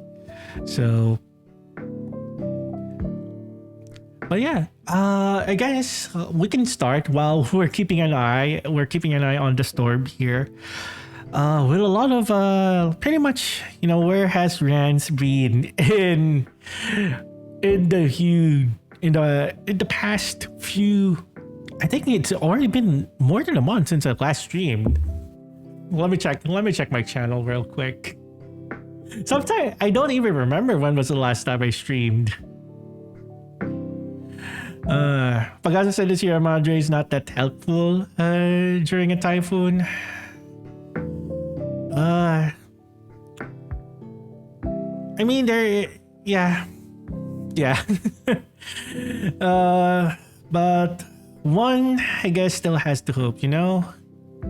One still has to hope. But I'm trying to see what was the last time I freaking streamed. See, I come back to streaming after a long while, and then it's we're in the middle of a huge typhoon that's approaching us, right? So the thing is, I don't know when's the next time I'll be streaming, you know. Like I said earlier, hopefully we get the best case scenario. That we'll be able to pretty much bounce back from this pretty quick. But I like to also say that, you know, sometimes it's tiring to always, you know, the resilience part and all of that. They just recently said that I was also shocked about that because I grew up believing that Siamanjo is helping us. But again, I'm not from that region. But yeah, there is also that risk. I would imagine that for folks who are, it depends. This is why a lot, you know, taking care of our natural resources is important, because if we don't, then living near a mountain can have its pros and cons. The cons being, if it's not being taken care of, then there's those other risks related to the typhoon, you know, landslides and all of that. Oh yeah, by the way, I should mention King's Gaming. Welcome in. I specifically meant this to just, you know, talk about, you know, what I've been up to in the past few weeks, because I haven't streamed in a while. But also at the same time, we're looking at this typhoon, which is insane. So, you know what? I'm just going to keep that on, because I've never seen anything like this. You know, Yolanda, wow, accent. Typhoon Yolanda was also a big storm, now that we kind of mention it. And it's crazy that it's exactly 7 years ago. That it was also around that time, 7 years ago, when we also were looking at Yolanda. Yolanda was also a big typhoon, don't get me wrong. But Yolanda is still stronger. And I remember Yolanda specifically because, yes, it was really strong. So strong, in fact, that, you know, we all know that Tacloban was the hardest hit from Yolanda. But us here in the Bicol region were also pretty hit good.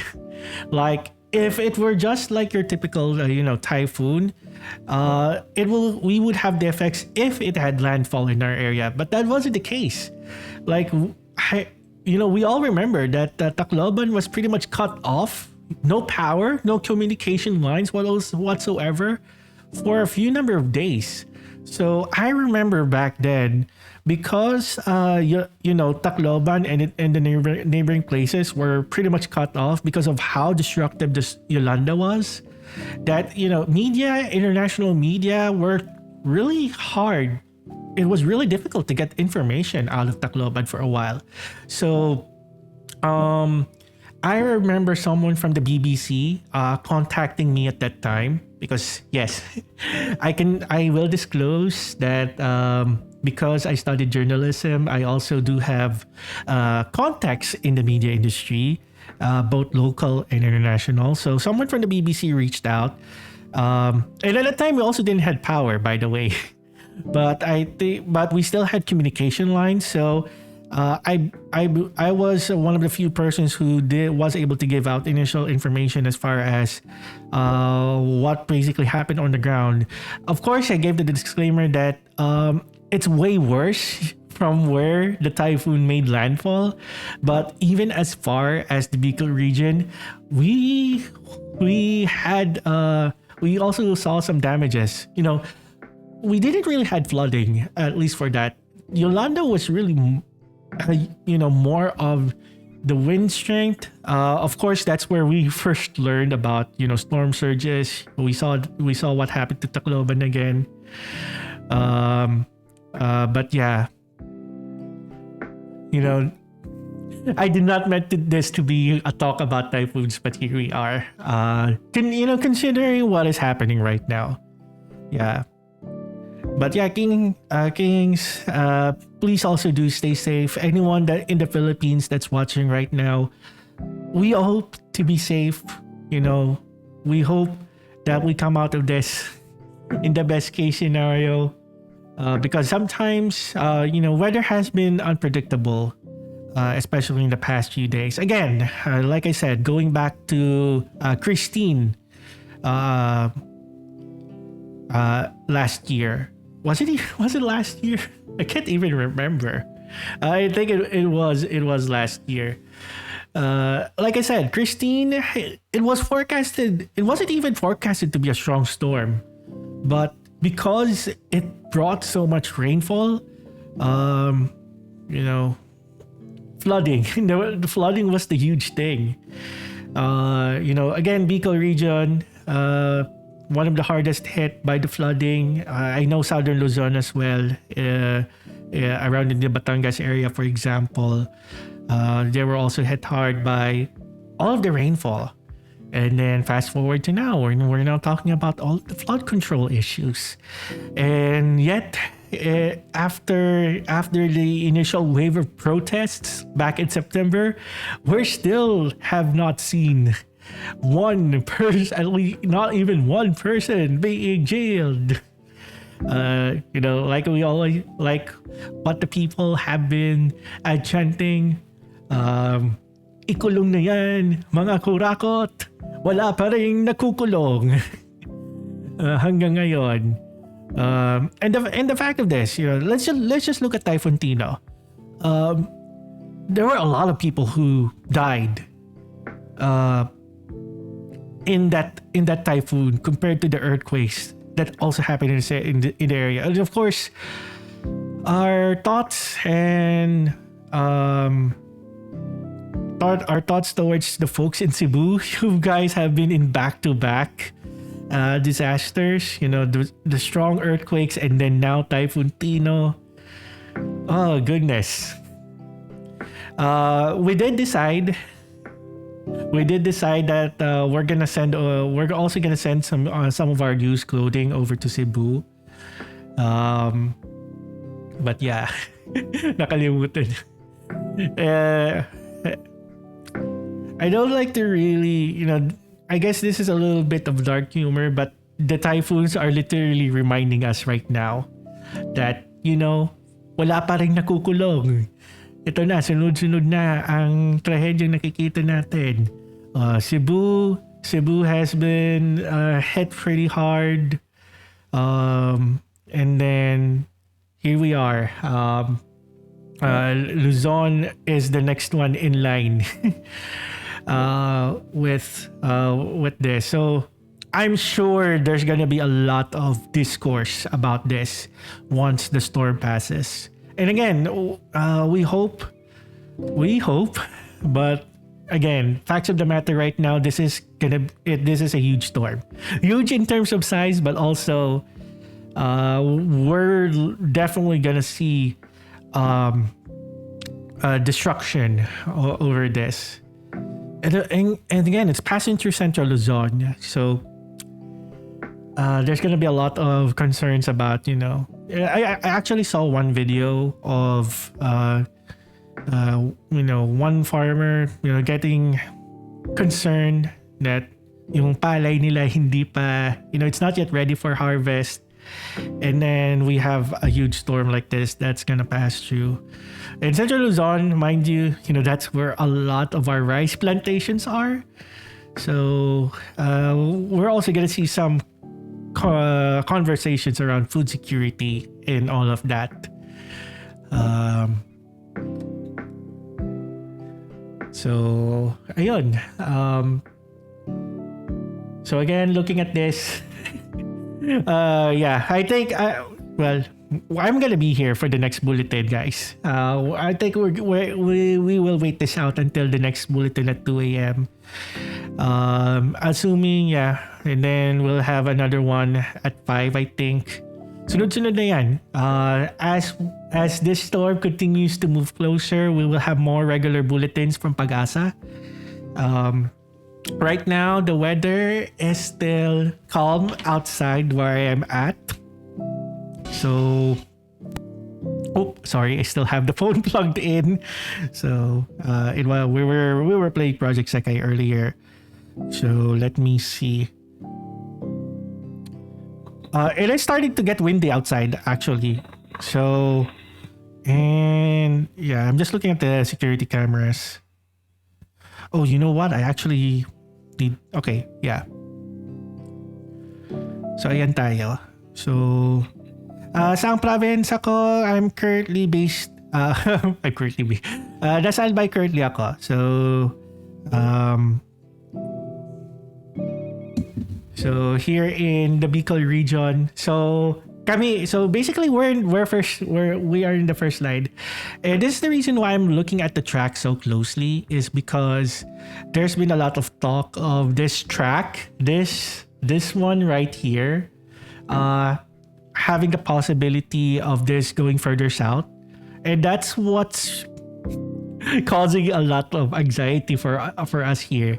Kasi there was that possibility, and alam naman natin, we're looking at the cone of uncertainty here. So meron talagang possibility na pwede pa siyang bumaba. And if it does, there is a possibility that there may be a scenario wherein it will make landfall over Catanduanes. And if that scenario happens, then we're gonna be more cooked, as we're pretty much already cooked right now. But yeah, so over here, so that's why maraming nakatutok ngayon. A lot of us are monitoring this storm right now. Wind impacts plus rain, pareho eh. So worst case scenario, we get a lot of the rainfall. Historically, binabaha kami eh. Well, not in the place where I am at right now, because like I said earlier, I actually moved. One of the reasons why I haven't streamed a while, because I've been moving. So, for those who have been here in a while, I have shared that I've been in an area na madaling bahain, especially ever since Typhoon Christine. I have noticed that we've come more easily flooded now.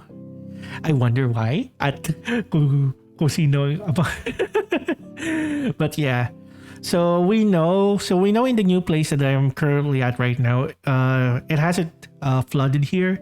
So mas kampante ako this time na hope na we won't have a same scenario as Christine, wherein my car got effing flooded. I've been talking to some folks. I have friends and folks who are in places like in Cavite. Na yes, depending on which part of Cavite we're talking about, there are parts there na madali ring bahain. So we learn from our past experience. So we're now taking the necessary preparations. Kung kailangan ilipat yung sasakyan or yung e-bike, well, because a lot of Cavite is also known to have a lot of e-bikes now. Apparently, we also have it. Actually, we've considered having one too. But yeah. But I also do have folks who are based in Visayas. Ayun nga, so they're still recovering from Typhoon Tino. 1 week, there are some areas na ever since tumama, when that typhoon passed over, some of them still had no electricity up till now. So some of them are now 1 week without electricity. Even communication lines were down for a while for them. So talagang todong hanap pa ng signal eh. So So far it's been manageable. Visayas hopefully gets to recover. You know, they're still gonna see plenty of rainfall from this, but again, the most destructive parts are still gonna be coming from, you know, us here in Luzon in particular. So that is like really the main concern for us as we're looking at this. And yun nga, so sabi, sige, let's look at the latest bulletin. So yun na, they have it now on their website. And I know there's supposed to be an image loading here, but I'm sure a lot of people are accessing the Pag-asa website right now. So that is fine. But yeah, we now have areas under signal number 4. But yun. Okay, so 8 a.m. forecast position 110 kilometers northeast of Vera Catanduanes. So let's see. Actually, we can just check Facebook then. Siguro. A lot of people check Facebook. And I've noticed that Pag-asa always updates Facebook first. And then they update the website. But let's just look at the PDF version na lang siguro. Since this is... We're looking at the same thing naman eh. So... This is bulletin number 6. Okay, we're looking at the bulletin number 6 right here.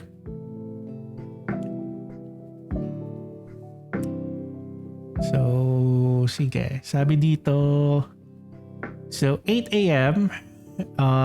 So it's pretty much kind of like over Catanduanes. So that's where I also expect like ito na talaga, yung peak intensity. The peak intensity of the typhoon is gonna be around the time where we will feel it here in the Bicol region. So I know Catanduanes folks have been preparing, especially when it first discussed, like ever since 11 a.m. bulletin pa, that there's that potential scenario nga na the typhoon may continue to go further south than the forecast track here for a possible landfall over Catanduanes. So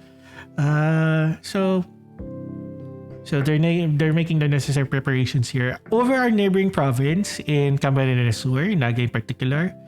I know that they've been in close coordination as well, also taking the necessary precautions. Again, over here in Albay, here in Legazpi City, LGUs have already done their preemptive evacuations as well. So for the most part, we're hunkering down. I know a lot of us will not sleep well tonight. That's pretty understandable. Kaya ko naman, we're night shifters here typically, so we're usually awake naman when we're keeping an eye. But I think I'm still gonna lose sleep anyways, because if the typhoon passes by during the day, ayun.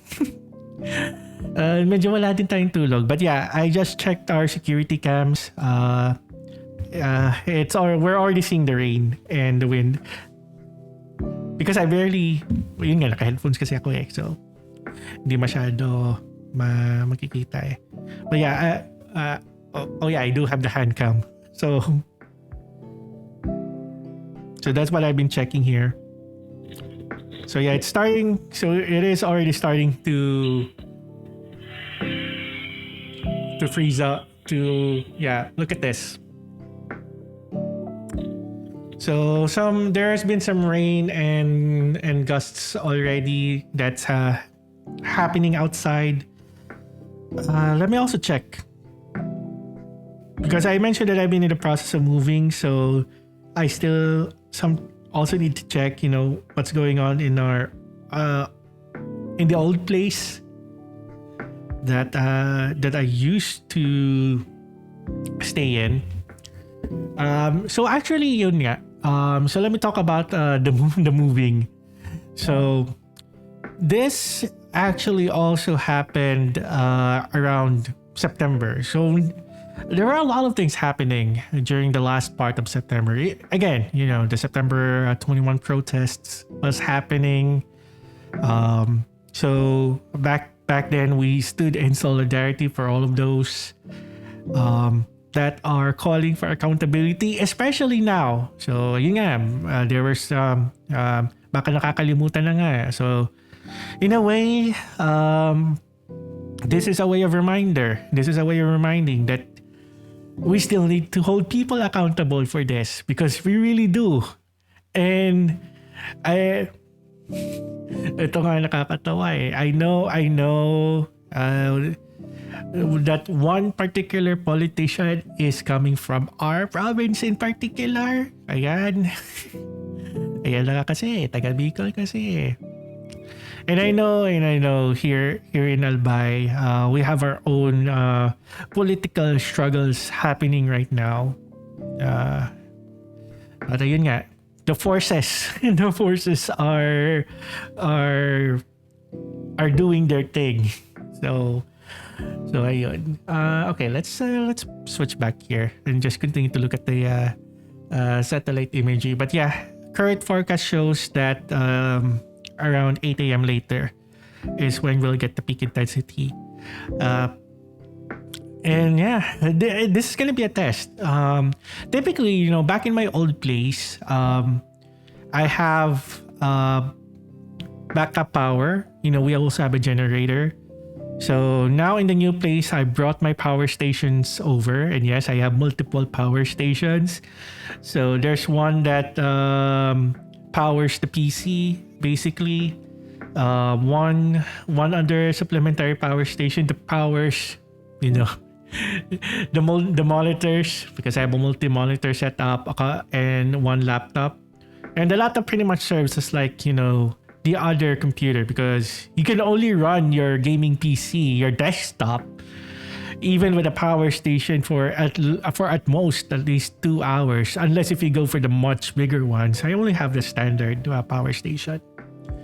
I also have one dedicated for my work setup, because I have now a separate. So previously at my old place, I have one that I have what do we call it? A workplace that's combined. So it's the same desk where I do, stuff like this, streaming, gaming and all of that. And then it's on the same workspace where I also do my work. But now in the new place, because I am now in a bigger room. Wow, bigger room. I can now have like a separate dedicated workspace for work. My work laptop and then the monitor. So, and actually I used to do that in my old place, but because I wanted more space, that's why I did combine it. I think we'll have a more appropriate time where I can talk more about, the new place and all of that. Again, we're still in the process of moving. That is why I sound a little bit echoey. There's a little bit of reverb, because I think we will need to do some acoustic treatment. Para lang ma-lessen siya. Because I can hear it. Because I'm also monitoring, my own audio on the microphone. And I do hear like the echo sometimes, especially if I am like this, if I'm not, if it's not pointed directly at my mouth, that's when it's more evident. But yeah, so the process of moving, actually I should probably mention this. Another reason why I haven't streamed in a while, again, the main reason really, especially for those who have been in the Discord, well, he did also mention this in social media. Recently, we had a death in my family. Someone that has been in our household, ever since I was born. So definitely not. There we were in times of grieving. Of course, needed to spend time with the rest of the family and all of that. So also had to go through a lot of things recently because of that. it's really really sad. Of course, when someone dies in a family, it's always going to be sad, right? But but yeah, that was a thing that also happened. So again, that's also one of the reasons why I've been able to stream in a while. I've considered that maybe I should stream something in October because Halloween and all of that. But I think it was much better to wait up until like the 40 days, because we kind of have a tradition here that we have the 40 days of. Now we believe that the spirit is still lingering in those 40 days, and it is right after that where it starts on its journey. After that, our Catholic faith, essentially. So that 40 days happened last Monday, November 3rd. So that's why it's been quite a crazy timeline of events, really. So September 21st, when the protests were happening, and the day before, September 20th, was when we rushed this family member to the hospital, to the emergency room. And that's when I were in fact, well, no, I didn't make that announcement. I basically said that because I was supposed to stream at the time because it was a weekend. So, so I basically said that, I remembered saying, I'm just looking at the Discord right now. I remembered saying that no streams that weekend because something had come up. So I didn't give specific details back then. But yeah, but essentially, we were, I was already in the hospital together with trying to assess the situation, right? And mind you, I didn't had proper sleep back then.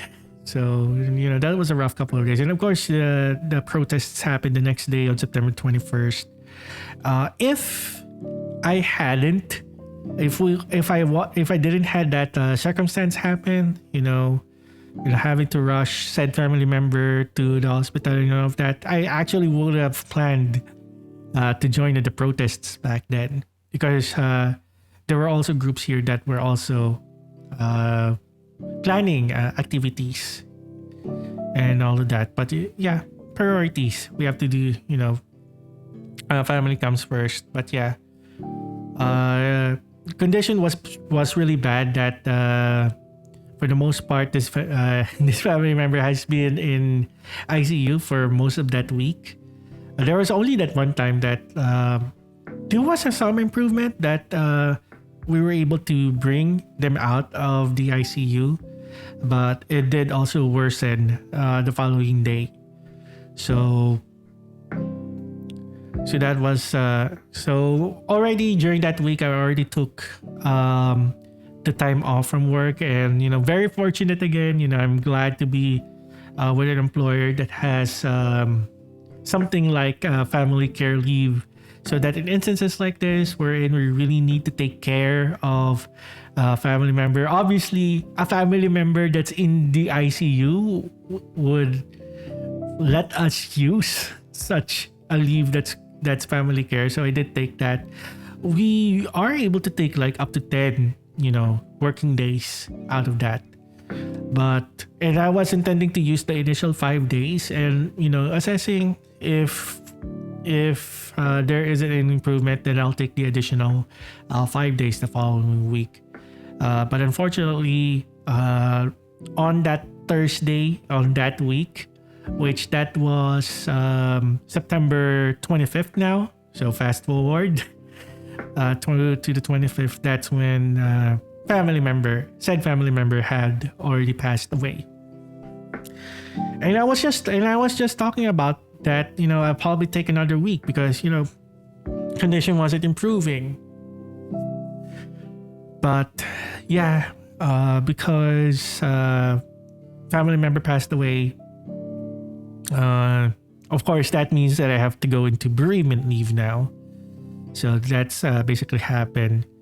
So, and we had a typhoon also So yeah, let's go back to typhoon discussion. So September 25, 26. I'm trying to remember what typhoon it was, but yeah, we also had a typhoon that was it actually crossed over here in the Bicol region. So initial forecast back then was it was gonna make a direct hit here, but when it actually passed by, we later learned that it went further south and it actually went for Masbate, which that's over here. So the track was basically going over here, but it went a little bit south. And again, this is why it is concerning because meteorologists are saying that this has been a recent trend that the actual track of the typhoons recently have been going further south than what was forecasted, and this is why it's concerning with this typhoon as well. With typhoon 1, not yet officially super typhoon. We're still waiting official word. There's still a high chance that it could that Pag-asa will name this as a super typhoon. So that's why we're looking at the next bulletin. Almost 1 hour to go pa naman eh. So it's now almost 1 a.m. And then bulletin comes out probably sometime after that. So probably within 20 minutes past the hour, that's when we actually get the bulletin. But yeah, again, as the typhoon comes closer, we will get more regular bulletins kasi eh. So that's what we're seeing here. Again, isn't it? It's insane that this is a large one. The radius is so huge that it almost covers the entire country now. And yeah, a lot of people were saying that. Sige, wait lang. Because on this browser, I have my personal Facebook. Teka. But I think we have to rely on the Facebook page because their images aren't loading. Oh, wait lang. Okay. We're gonna transition into a different topic in a bit. Tapusin lang natin to, let's just get the typhoon talk out of the way because I do want to also talk about Miko Expo again for a bit. But wait lang. It's just crazy that there's a lot of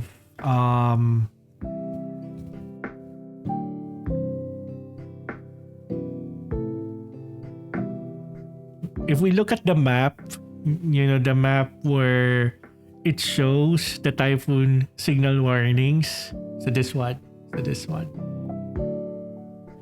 This is crazy. This is crazy that there's a lot of areas that's on the map right now. I've never seen something like this. But yeah, so right now we are at signal number 3 over in this area. Catanduanes is already in signal number 4. Again, they'll be the first one that will get the full brunt. And worst case scenario, it may have a potential landfall over Catanduanes before it proceeds over to Central Luzon, around here in the Aurora area. So that's why Central Luzon needs to also keep a close eye on this because kayo yung medyo tutumbukin itong bagyo na to. Well, yeah. But before that, all right, let's see. If it's not typhoon, if we're not having a typhoon right now, I would have been talking a lot more about Miko Expo. And speaking of which, I got spoiled by the set list once again. So the Hong Kong show actually just ended, it looks like. Because today was the Hong Kong show. So a couple of days back, the Miko Expo 2025 Asia finally kicked off. I do have the guidebook right here. And I think the guidebook is my hand cam frozen. No, it's not. I was just looking at it. So sige. Let's do this. Let's take out first the I actually got the guidebook printed out for Miku Expo. And sige, let me see if I can get the typhoon thing. I don't like I'm doing the graphics like how most stations are doing it. Teka. There should be a way where I can do this.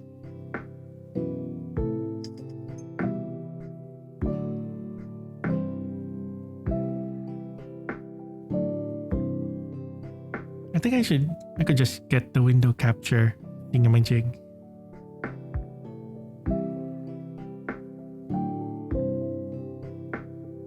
Oh, it's not even. Okay, there we go.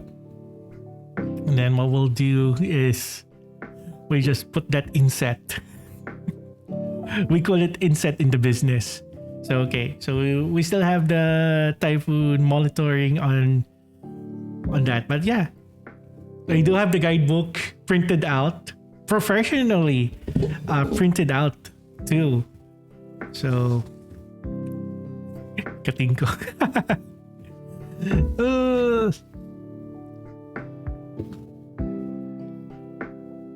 Medyo nakakaya yun.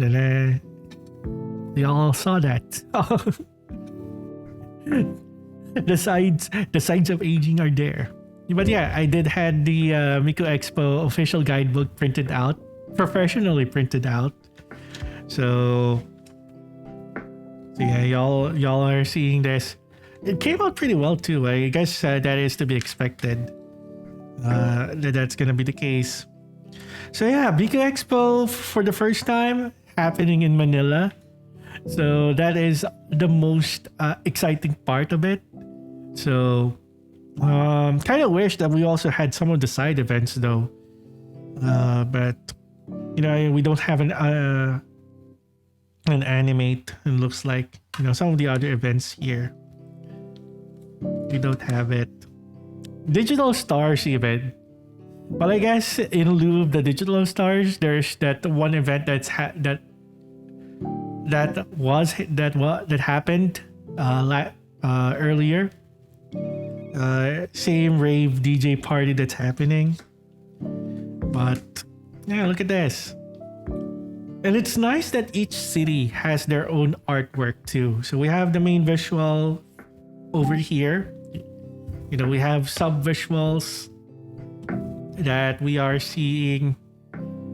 So yeah, each city has their own artwork. The Jakarta one also looks good. Like, of course, I have my bias for the Manila one, but I like the Bangkok one. I also like the Jakarta art as well. And okay, so here's the goods. So here's the part of the goods. So here's what I have officially. So earlier, everyone already saw this. I have the card holder, but I also do have the social media acrylic card. So this one. So I also already have. I didn't expect that it was gonna be this big, by the way. But yeah. And then I also have one of the acrylic stands now. And it's the Ren one. So if you order the acrylic, it's gonna look like this one. So yeah, I'll put together the acrylic once I have the shelving for it. Because again, still in the new place. We're currently I'm still figuring out like how am I gonna showcase all of this stuff, because I'm also bringing over some of the plushies and all of the other acrylic stands, not just for, you know, the Vocaloid one and for the Miku ones, but I also have quite the collection for the VTuber merch collections. Which is a mix of both Hololive and Nijisanji merch, and some indie VTuber merch, you know, PH VTuber merch. And then, of course, there's also my own because we also did that. And yeah, the Project Sekai stuff, which kind of falls under Vocaloid, but yeah. So aside from those, I did of course got the glow stick, the film set. I also got the T-shirt, the jacket, and the towel. So full set. I if it arrives. So here's the thing. Here's a little bit what's concerning because we've had back-to-back typhoons passing by. I still hope that the merch arrives on time. The estimated delivery is still this coming Tuesday, which sakto 11/11 pa talaga. So hopefully it doesn't because of the recent typhoons and this one, it doesn't result in delays, because it is absolutely crucial that I get it before this coming Friday, because that's when I travel out to Manila for Miku Expo Manila, and I'm actually taking the bus. Magbabus ako on Friday to attend, but I'm flying back. I'm taking the plane for Miku Expo. So yeah, so I have this. I did also get the desk mat. So this is what's gonna replace the desk mat that I'm using right now, because it is starting to actually curl at the edges. So yeah, in the future, for future projects like I streams, y'all gonna see me rocking the desk mat. I might consider. So I think I also got the postcard set. I also got the posters. So already I have the card holder and card. I got the acrylic stand, and I also had the night diorama acrylic stand with Miku, Rin, and Len. So probably next week on the Miku Expo itself, I may also buy some stickers. The stickers on site. We'll see. And of course, I got the clear file, the acrylic shikishi, the poster, and the ticket card for the Manila one. So I also did get that one. So there's Singapore. So yeah, this is also the ones that feature, from the other parts. And it's amazing that Buzz G is the one who made the theme song. So we have it here.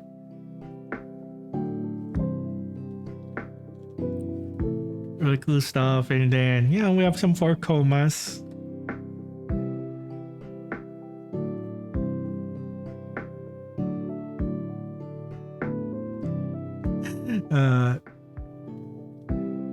But yeah, this is a momentous Miku Expo. That's why, we're going all in. I had the guidebook basically printed out here. So that's the one thing that's pretty exciting. But yeah, like I mentioned, if conditions allow it, we will be talking about post-concert right after, because for some reason I did an oopsie and booked the flight at 3 a.m. assuming that was 3 in the afternoon. No, it was 3 in the morning. So that was a mess on my part, essentially.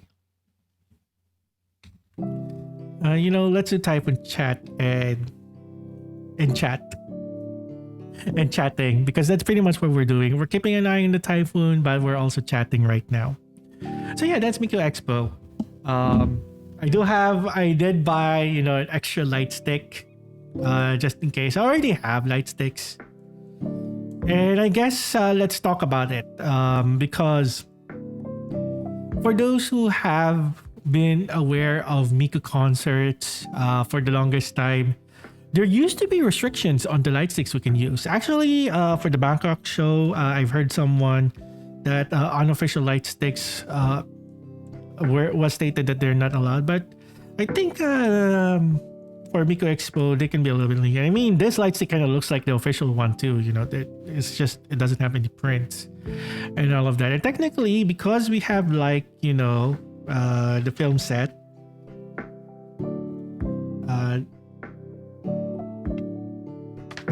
Let's see again. Let's show that again.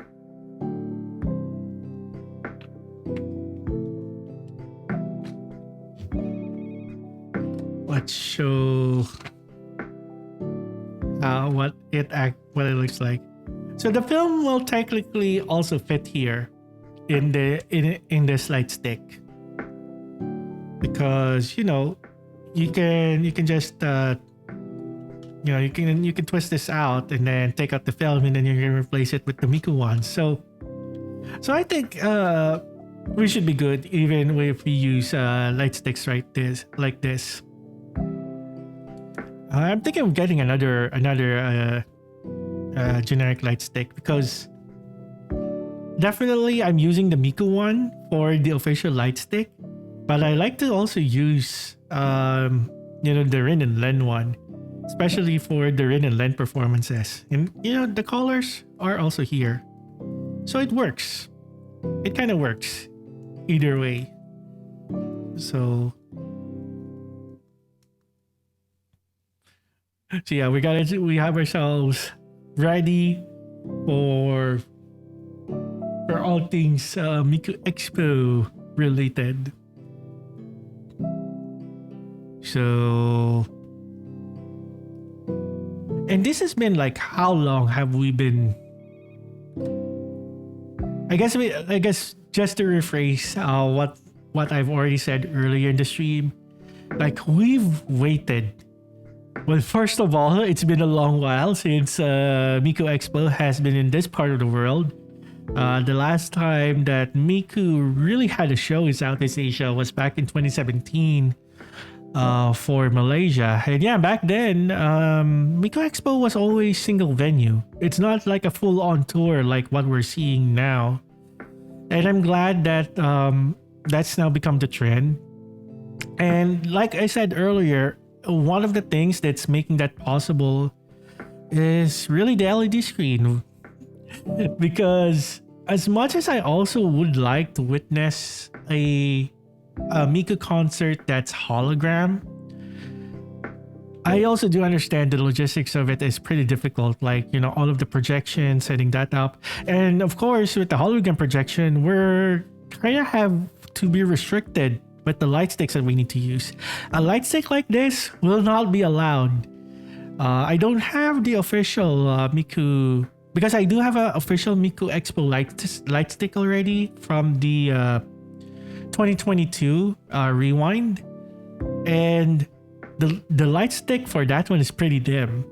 And yes, historically, the official light sticks for Miku Expo are dim. And I think I don't know. I think the official one is still dimmer than the one that I have here. This is just a generic one that I'm holding right now.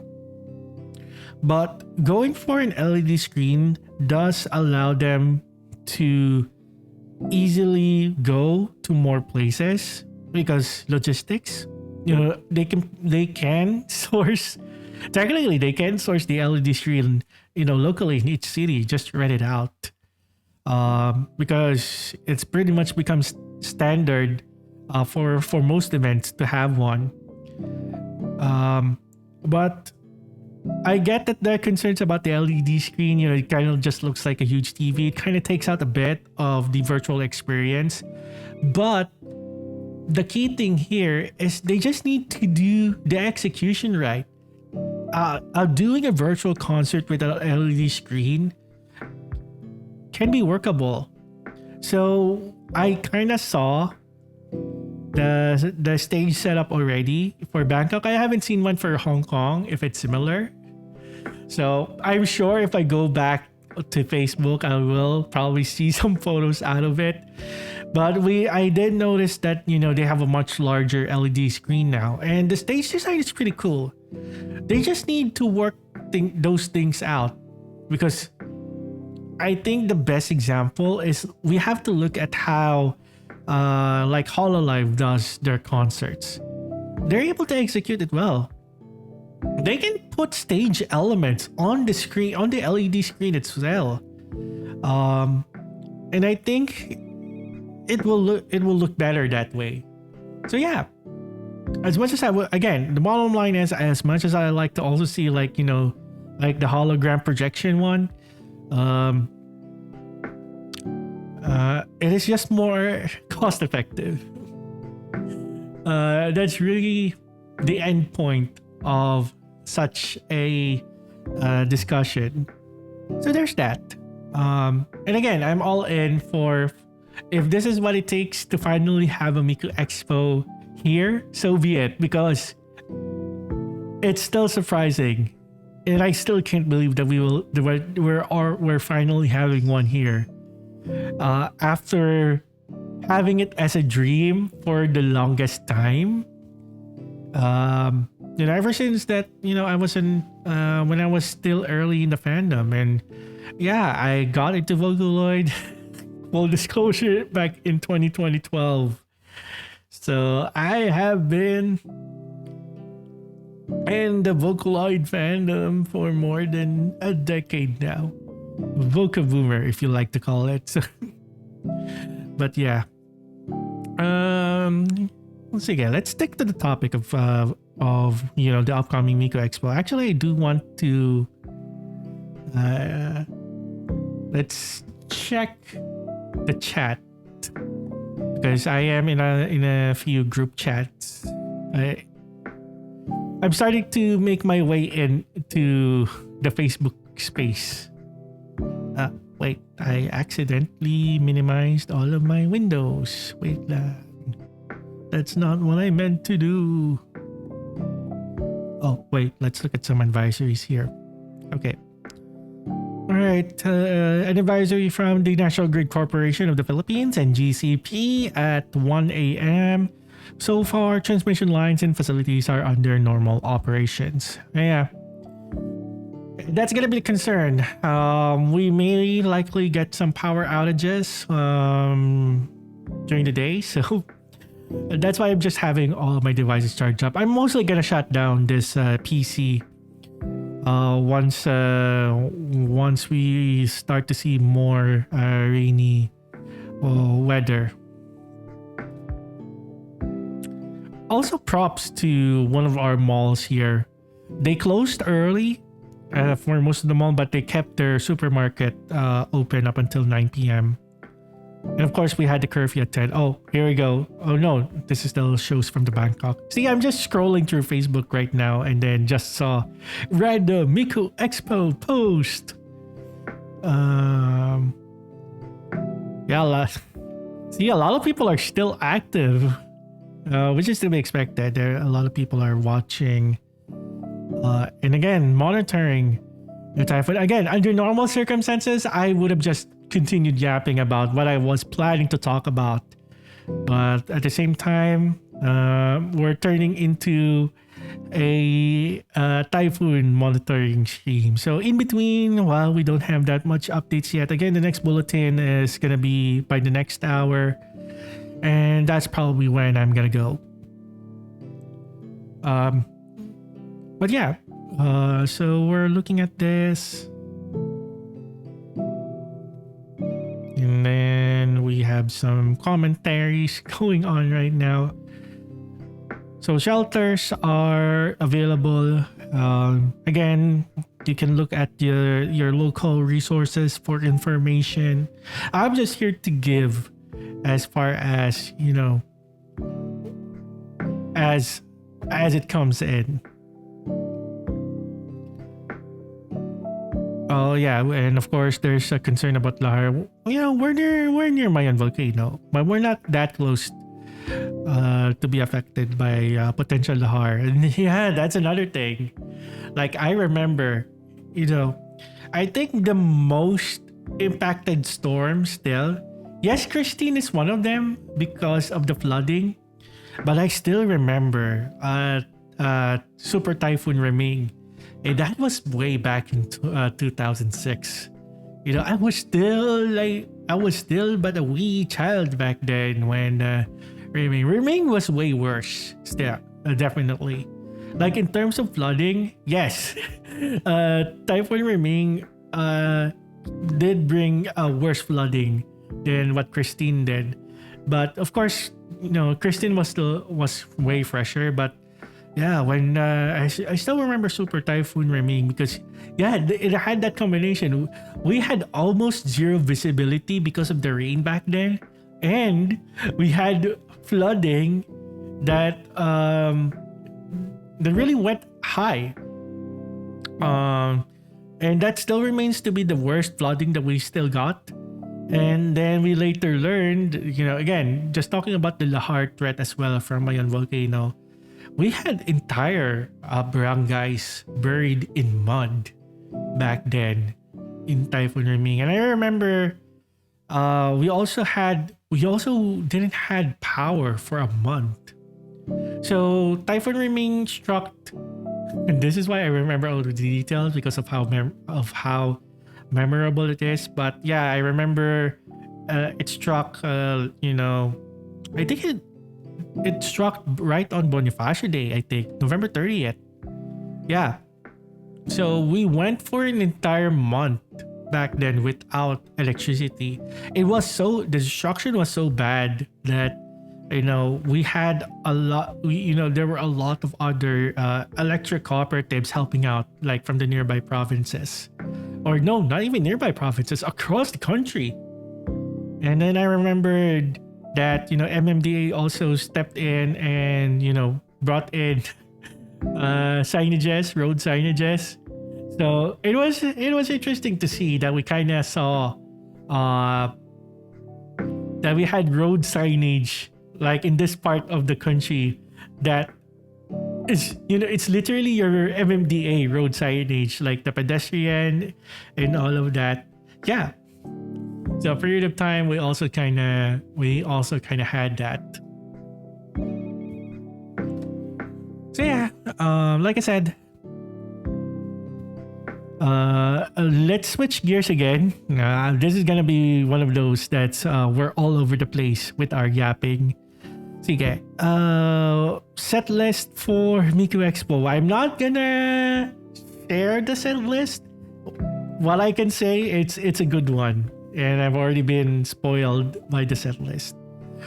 So assuming if we go by the past previous expo, just judging by the intel that I've been receiving about how Miku Expo concerts, though, we usually have different sets of set list.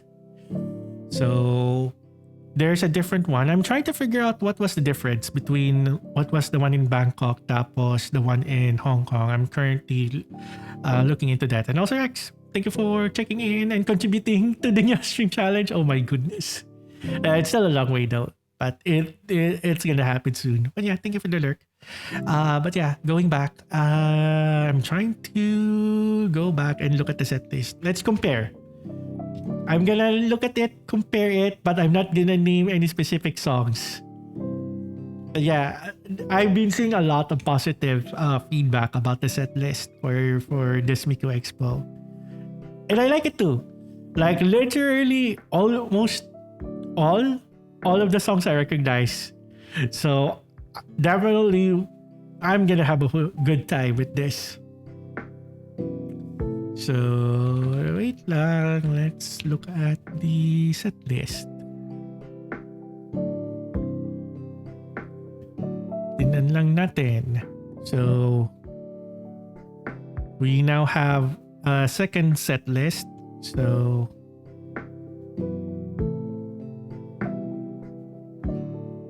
we now have set list B. Actually, I can split. Let me do a split view.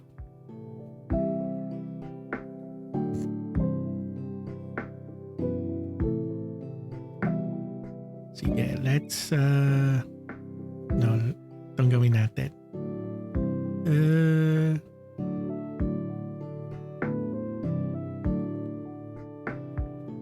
New split view.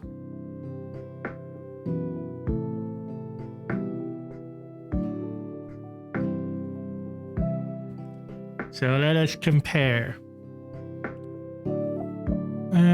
All right. So they did change out one song. Okay. Oh.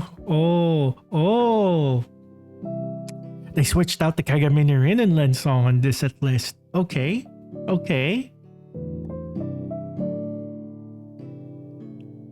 Oh, they also switched out the Meiko and Kaito one. Oh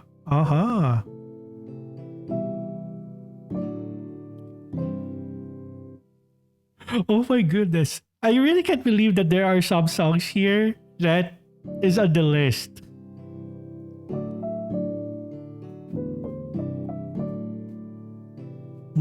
Ooh, interesting. Oh, they rearranged some of the songs too. Again, I'm just so I don't spoil it for those who are not looking to look at the set list for the Miku Expo. I'm not gonna say what are the songs on the list, but yeah, looking at the second set list that we have now for Hong Kong, still a solid list. So they only swapped out the Kagami no Rinenland song here. There are some Miku songs that have also changed. But yeah, from what I can see here, the Rinenland song, the Meiko and Kaito song are different. But this is a solid list. I really like this list. We're gonna have a good time. We're gonna have a good time with this set list so far. I like what I am seeing, basically. Oh, is there?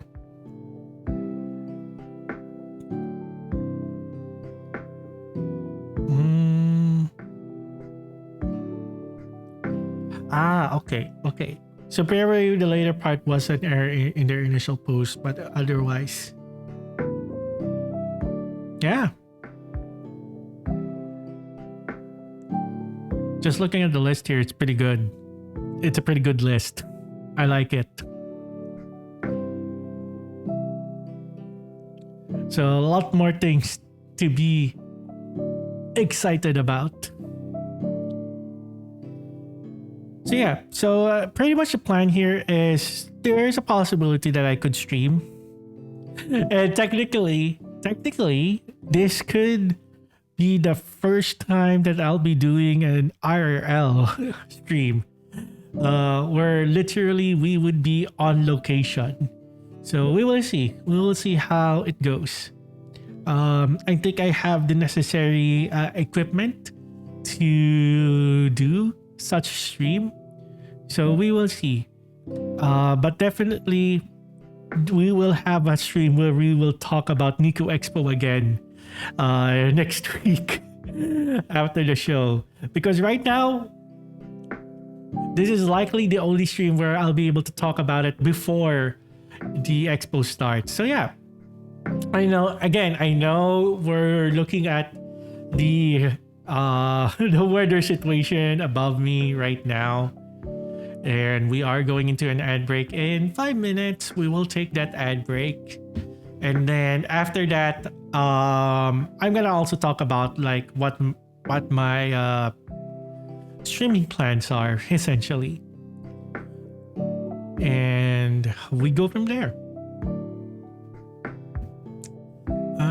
Okay, we still have like 90 seconds, but yeah.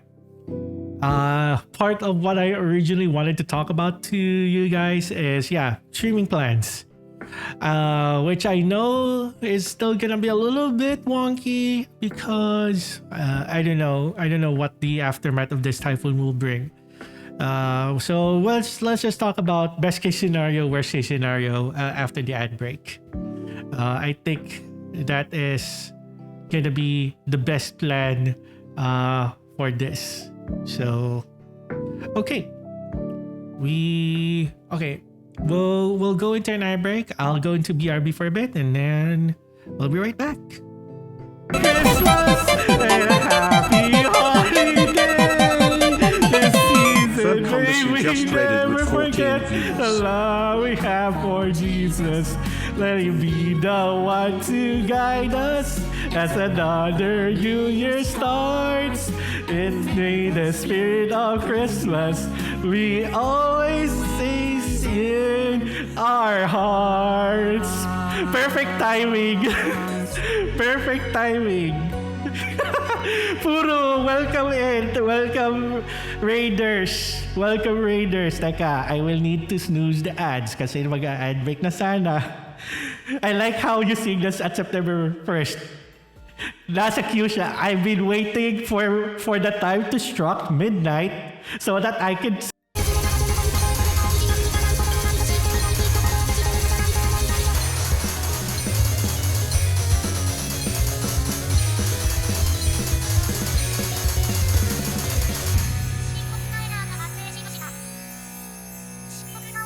How did I freaking full combo that? How?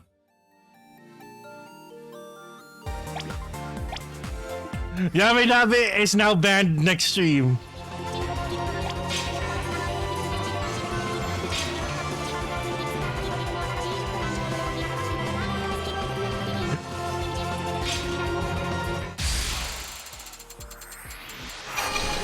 We're free!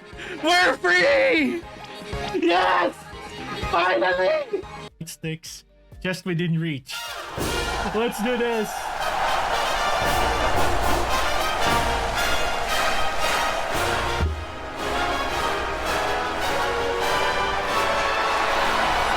I don't have a light stick prop though, but that's a missed opportunity for me.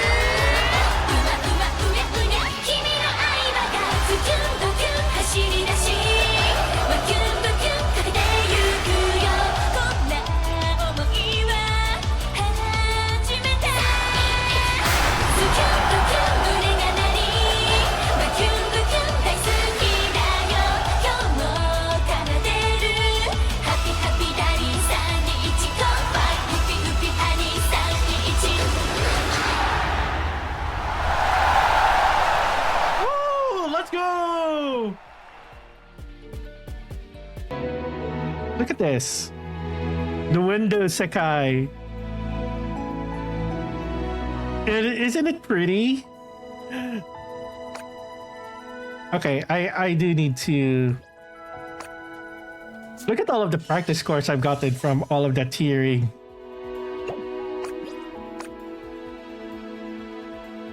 All right, here we go. Oh, that's so pretty. It's the redemption arc sekai.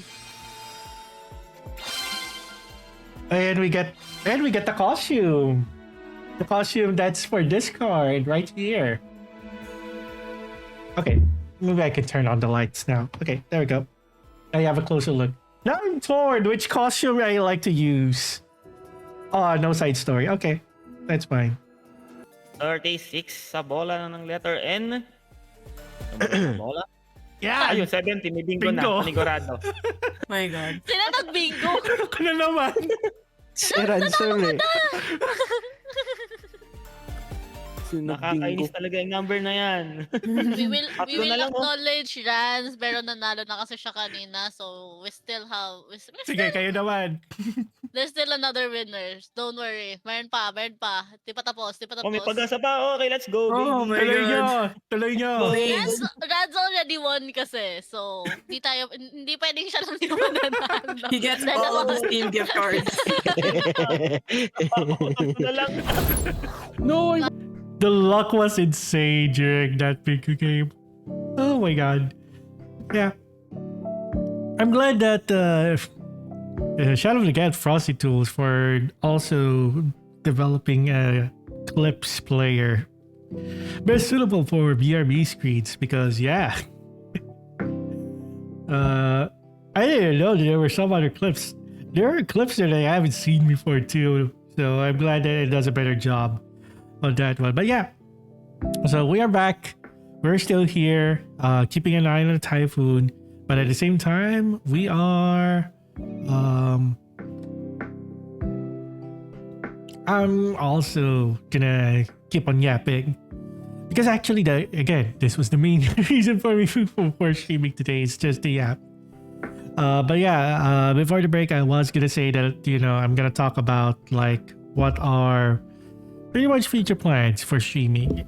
Now that you know, I've been able to stream again in a long while.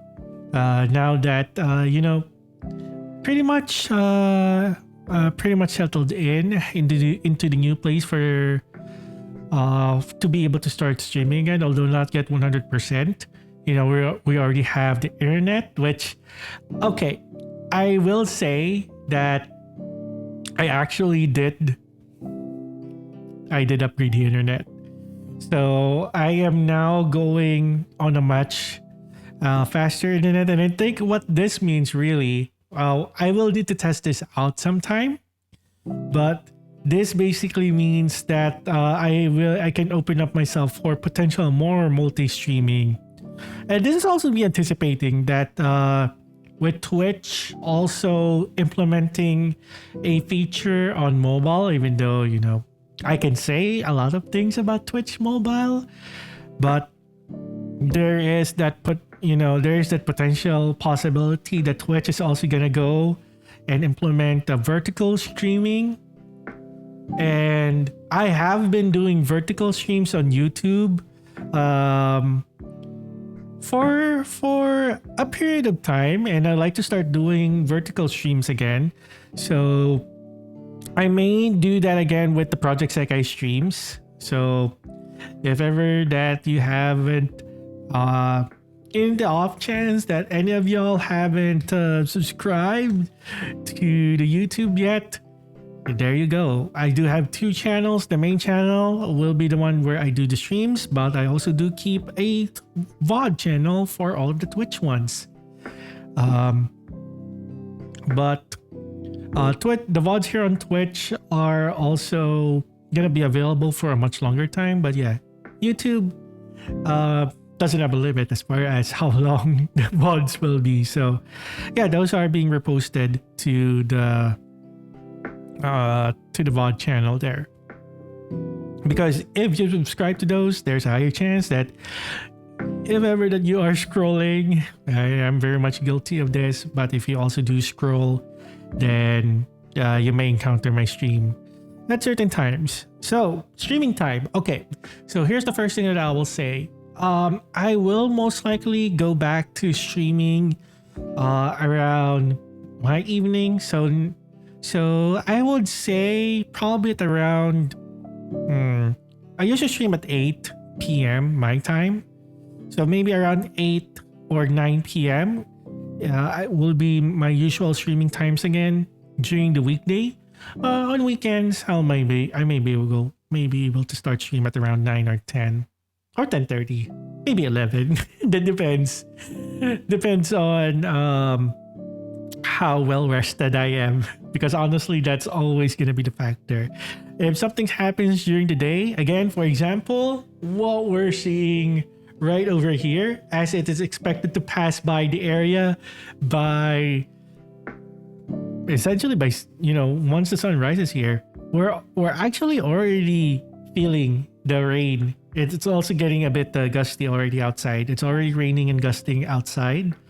So we expect that this is gonna continue. It's gonna get worse over time as this storm continues to approach the area. So I won't be staying long. I think I'm gonna end stream by the next bulletin. Just get the word out, and then I'll be out of here.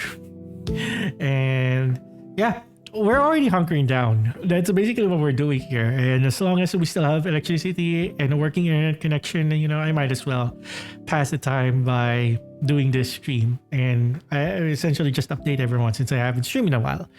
So that's going to be where streaming times will be.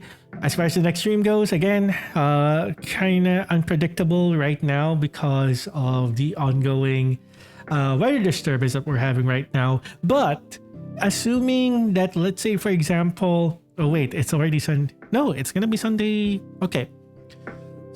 So here's the thing. Assuming that weather,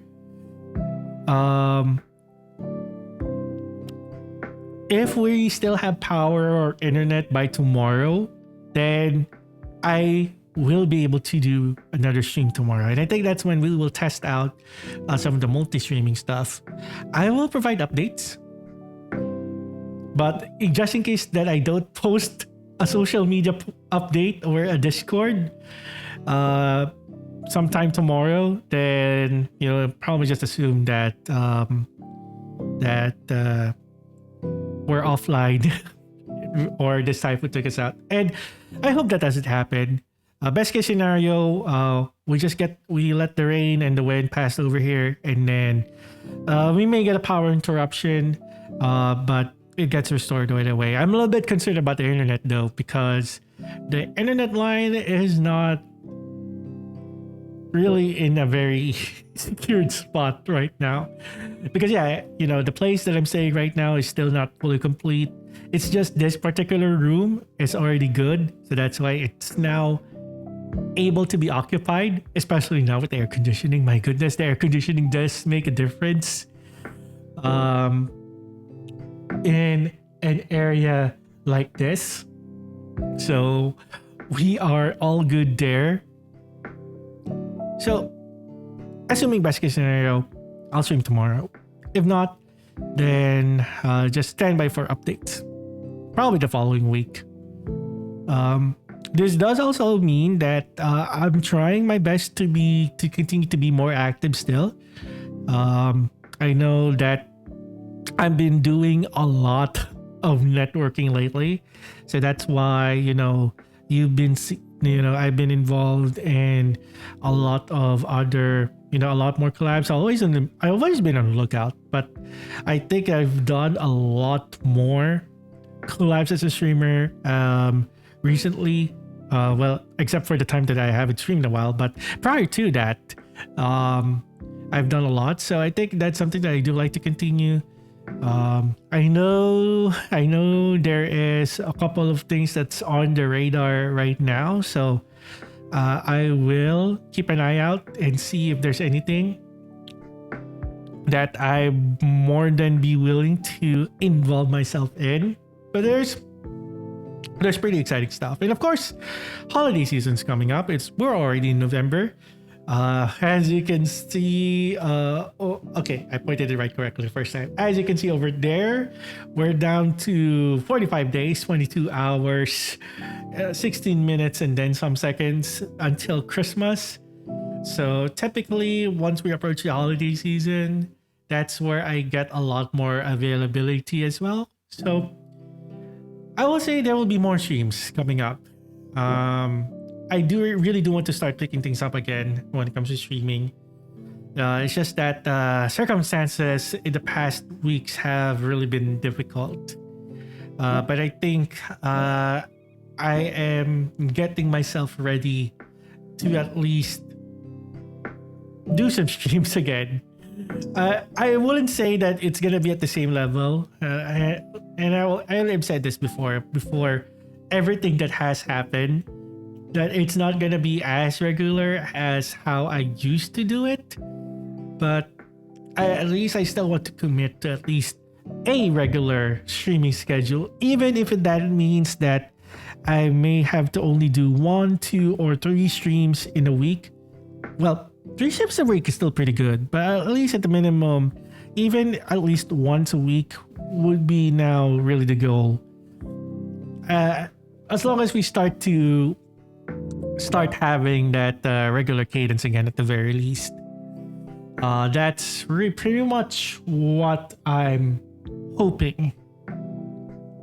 Anyways, so yeah, that's pretty much how the plans of the streaming go. Now, that's the scheduling part done. I guess the next question would be, what kinds of streams I would be doing. Now, obviously, this one's a little bit special because technically this is a chatting stream, but again, we're looking at this. We're keeping a close eye on this. At the insanity that this satellite picture is giving us. But definitely Project Sekai. I did mention earlier, I like to do some more vertical format streaming, and I think I like to do that with the Project Sekai streams. Overall, I just want to do more streams over to YouTube as well. If it means multi-streaming, then I like to also do that. And the internet upgrade will definitely help a lot in making that possible. So that's the one thing, is being able to do that. The other thing is, I know there's a few things in the backlog that I want to continue streaming. I know Doki Doki Blue Skies, it's long overdue. I need to continue that. So I will need to schedule something like that. Also, very recently, I have gotten into a RTS game. Currently, it's based on StarCraft. It's essentially a StarCraft mod at the moment. But the game is called Cos Monarchy. There is plans wherein they'll have their own separate one, but currently they're using StarCraft Brood War as a base. So I've been sinking some hours into it. Honestly, no, I think I need to rest for a little bit.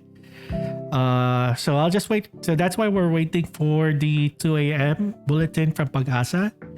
And then I'll start wrapping up stream from there, this stream, and then get some rest. And then we'll continue to hunker down basically with the storm that we are experiencing at this very moment. But yeah, aside from that, a couple of the backlogs I'll finish up. I am now also able to easily stream Switch games because of the video capture card. So yeah, I'll do some Switch gaming, especially for next year. There's a lot of things to anticipate on the Nintendo Switch next year. So I will do some gaming of that, especially Fire Emblem once the new Fire Emblem goes out. Because yes, I'm a huge Fire Emblem fan. I've played most of the Fire Emblem games. Three Houses. I've spent so much time on Three Houses. If I was streaming already back then, probably that would have been the bulk of my content right now. Of course, alongside probably Project Eva. And yeah, Project Sekai wasn't even a thing back then, because I remember playing this around 2018, 2019. So yeah, Project Sekai wasn't a thing back then. So prior to that, yeah, I spent most of the time on games like that. And actually, I've been playing a little bit of Advance Wars too. So maybe prior to that, I'll do those types of games too. So yeah, more strategy gaming. I am branding myself as a strategy gamer. I might as well do it. Also, there is some city building games that have piqued my interest a bit. There is a new city builder. As much as I like to do City Skylines, I really don't. there's been some mixed reactions about the latest about City Skylines 2, so that's why I've been staying out of it. I've tried it with Game Pass. I'm not willing to sink that many hours just yet, but yeah, that's also the radar. Or you know what? Probably games like RimWorld. I remember. Yeah, that's another game that brought in a huge time sink. Essentially, RimWorld. I think that's a good game to also start picking up again. Maybe. Oh, and by the way, start going back to strategy games. XCOM. There's just a few games that I really like to start picking up again. So those are probably streams that I'll also be doing. You know, the ones during the weekends. And yeah, and if I do get invited to collabs, again, expect that that's something that I'm also able to do. Well, for me, schedules have been workable. So yeah, it's gonna work out. We're gonna work it out. It is fine. It is fine. All right, we're down 10 minutes. Actually, I think we need to give ourselves 30 minutes at most. So yeah, what else? What else we can? What else can we think about as far as future content goes? You know what? Let's check. Let me check my Steam library. Because there may be other games here that I do want to also. Oh yeah, Infection Free Zone. I started picking up Infection Free Zone again because there's been a lot of updates to that game ever since we last streamed it, and I'm really glad that they're still continuing to develop that game. I remember starting this because Halloween, zombies, that's something that's worth picking up again too. Yeah. Infection Free Zone. Let's see. What else do I have on the ones here? Yeah, Advance Wars. I should also say, yeah, VR gaming. Now with the new space, now that I'm in a larger room here, VR gaming. I really want to get back into VR again. So yeah, Beat Saber. Oh god, it's been a long while since I've touched Beat Saber and just VR gaming in a while. I know there's been advancements in VR too. Like I saw. Okay, we need to talk about this. I saw the new Samsung VR headset. Let me pull it up because we need to talk about this. Hang on. I think it's the new Galaxy XR headset. I know it kind of looks like the Apple one. It's funny.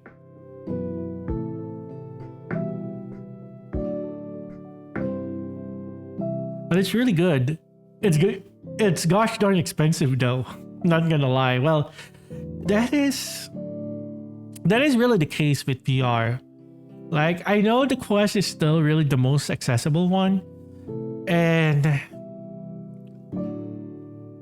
there's still a possibility that I might as well just go for a newer Quest headset. I'm currently my VR headset is currently a Quest 2.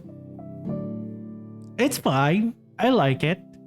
But I know, there's been recent advances in VR, the more recent VR headsets are slimmer, Definitely I'm not getting the Apple one, but the Samsung one is pretty interesting. Let me see. I'm gonna let you guys see what I mean. Let's use this one.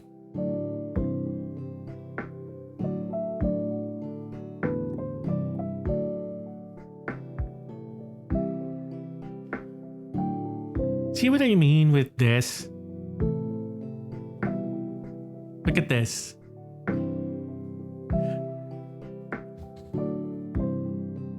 It's really cool.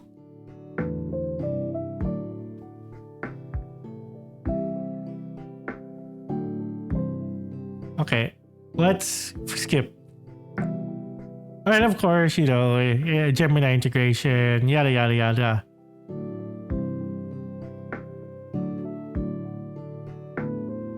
Oh yeah, I've done Google Maps on VR too.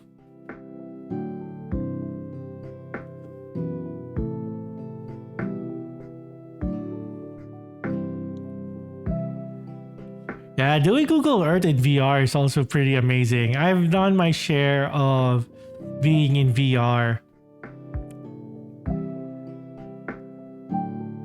That's a thing.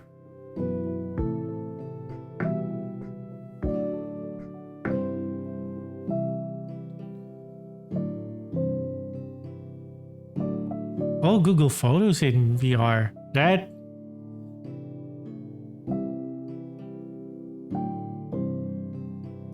Oh, wow.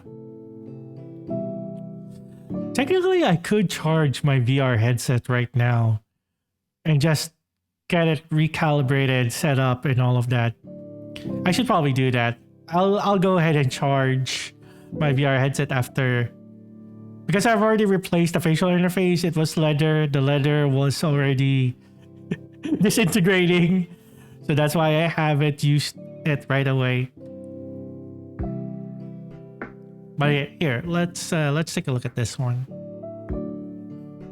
We're looking at someone reviewing the XR. Oh, the unboxing. Okay,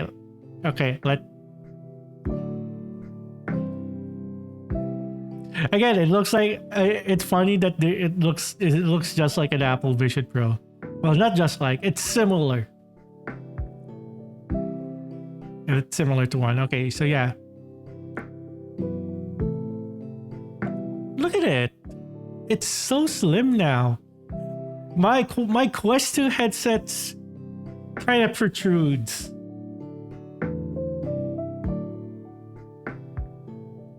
The advancements are crazy. Oh yeah, and well, the battery is now separate. It has a battery pack. But I guess that's also a good thing.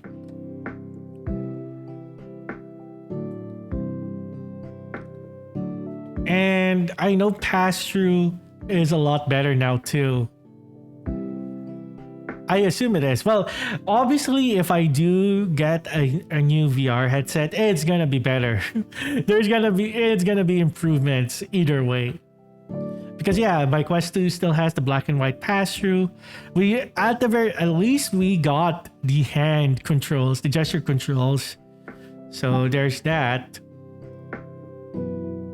I think I still have Virtual Desktop installed on this computer, because I remember, I can't remember. I think it was Miku Expo. Yeah, it was Miku Expo Rewind. I remember watching it in VR, and then the following year we got Miku Expo VR, which yeah, I did watch it in the VR. The experience is really surreal. I could actually set it up. Maybe that's something that I can also do while the power's out. Oh wait, no, I have to connect it to the computer. No, there's probably no way to do it. I could probably look it up. We'll probably tinker some stuff. We'll see. But look at it. Yeah, this is very reminiscent. Technically, I could do this with the Quest 2 right now, but it's just gonna be black and white with the pass-through. The cameras look good though. Yeah, the cameras are not bad, at least for pass-through. From what I can see here. Like, if you can read what's on your phone while you're still wearing the headset, that's a game changer. And obviously, you can drink. I have to use like the cups with the straws if I needed to hydrate while in VR. So yeah, we clearly see that there is advancements on the VR tech. Is it accessible to everyone? I don't think we're at that point yet, because let's say if I do decide with the Galaxy XR, it's gonna cost me more than when I got the Quest 2. But this is now my top choice. Prior to this, I was seriously considering like, a dedicated PC VR setup like the HTC Vive, because I know that's what a lot of other folks, other content creators have been using. But yeah, after this one, this is the VR headset that I'm really considering right now. Oh, also I could actually just let's just go. I forgot we're also watching the typhoon. I just realized that guys haven't seen that. So yeah. Oh. So yeah. You can clearly see I have the alert tabs open here. So yeah.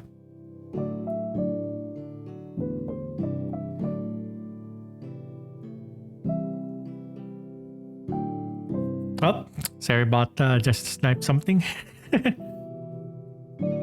Yeah. Yeah.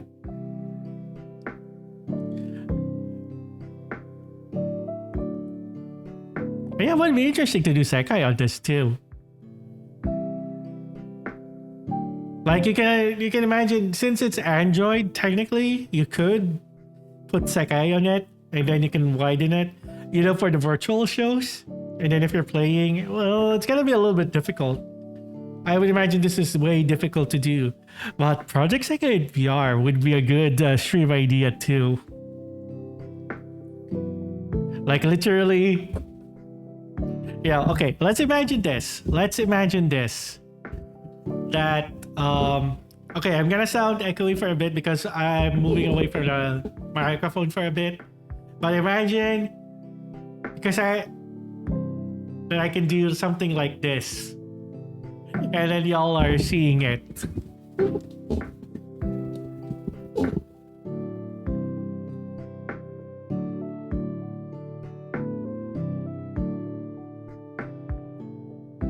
Ooh, the eyes. Yeah.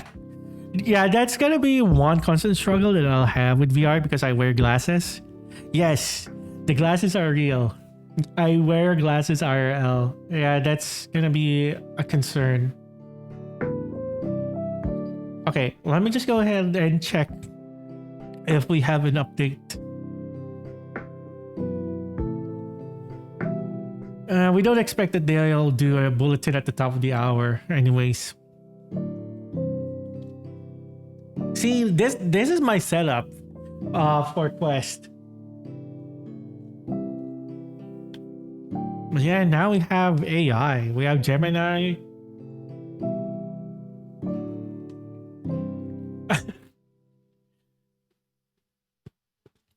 Ah, that's how you do it. Okay.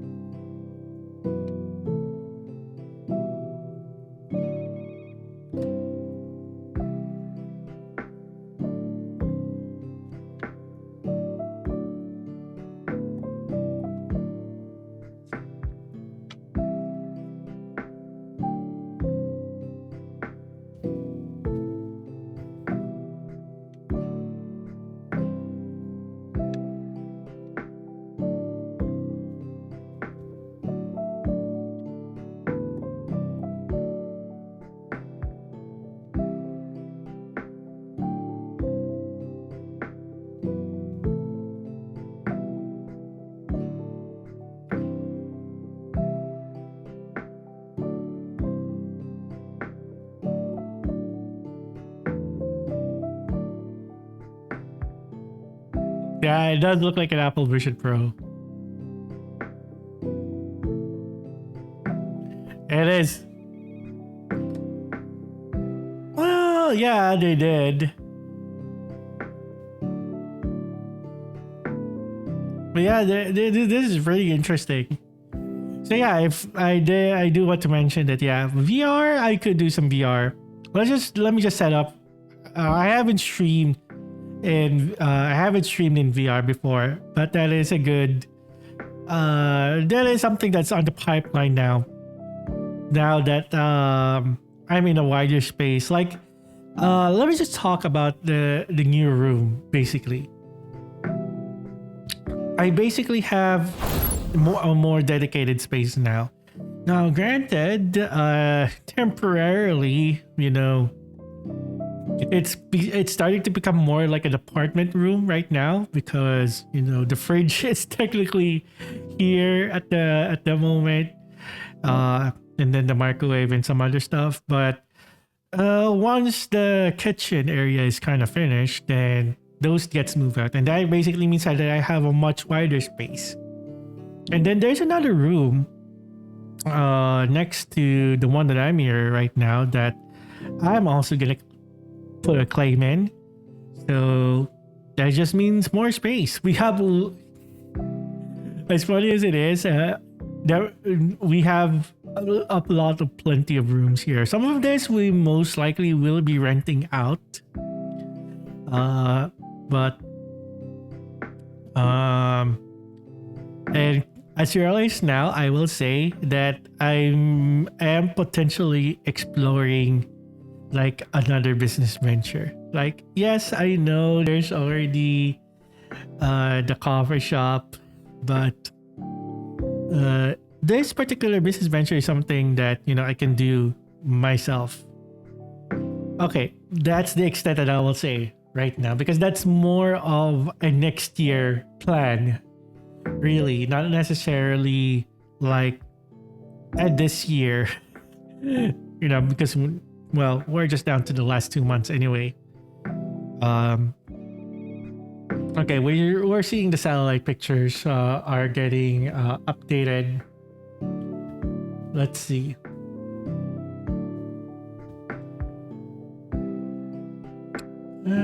Okay, I don't think they post an update right away, so it's gonna take a while. Like, when did they post this 6 bulletin? Yeah, around 26. So at the very least, we have ourselves like some 30 minutes to go here. But again, I guess what we'll do is let's just recap as far as what the situation is right now, because that continues to remain a crazy thing. So let me see. Let's switch the window over here. Oh, wait, actually, let's do it this one. Let's do this one. Oh wait, I don't have the chatting BGM here. Okay. Oh, it's so quiet. It's so quiet without the BGM. Hang on. OBS stuff once again that I need to do.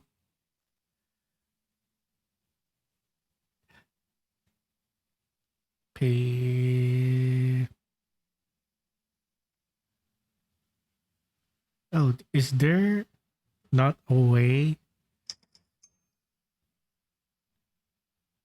Oh, I can barely hear the rain that's going on outside right now.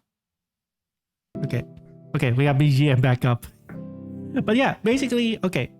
So here's the current situation that we're having right now. As you all can see, we have a very large storm that's currently slowly making its way towards the Philippines here. So right now, situation outside, we are already having the rainfall and the windy conditions. As of 2 a.m., we are waiting for the Pag-asa bulletin that's to go out this hour. So they usually do it at around 20 to 30 minutes past the hour. So we're just standing by to see. But based on the last update, the typhoon has strengthened a little bit. So let's just go on what the latest, well, technically, we should have a new bulletin coming up here, but last information that we have from Pag-asa is that it did intensify further, and Maximum sustained winds now is at 155 kilometers per hour in its center, and it has a gustiness of up to 190 kilometers per hour. So we do expect that that continues to intensify. If that is the case, there is that question of whether it will now be a super typhoon. It is expected to be one as it moves closer. That's what Pagasa is saying. Other weather agencies are still sticking to calling it a typhoon, although each agency under Shelby has its own standards. But the consensus is the typhoon will continue to intensify. Also, there is some concerns about the current the forecast track, because there is also a possibility that it may go further south. And if that will be the case, it will potentially make landfall on this island here, which is Catanduanes, part of the Bicol region. And if that continues to be the trend, and this is something that has happened in the previous typhoons this year, that basically means that well, Catanduanes is definitely bracing for it, but all of us here in the Bicol region should continue to be in a rush. And that's exactly what we're doing here. We are watching essentially this typhoon. Let me see if there's already a new bulletin. Okay, so this is still the 11 p.m. bulletin. So again, this is where the track is. You know, we kind of have a much this is the same one that we have here. But this is basically the official Pagasa track that we're seeing. This says, is this 11 p.m. now? Oh yeah, so that's the current track. So 11 a.m. Yeah, so it's gonna be quite the stormy morning for us once the sun is up. But yeah, it is during the morning around 8 to 11 is where we're seeing the worst of the typhoon here in this area. And then Central Luzon should really take a closer look, because it's gonna be concerning, because the storm is gonna pass by you guys during the night from this track. Oh wait, this is now the 2 a.m. track.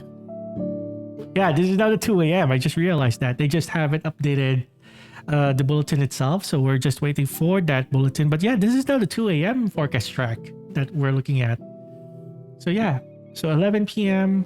So it's gonna be around 11. It's gonna be during the morning where we expect the worst of it. So that's literally in just 3, 4, 5, 6, in just about 6 hours from now is where we get the worst of this typhoon from what we're seeing here.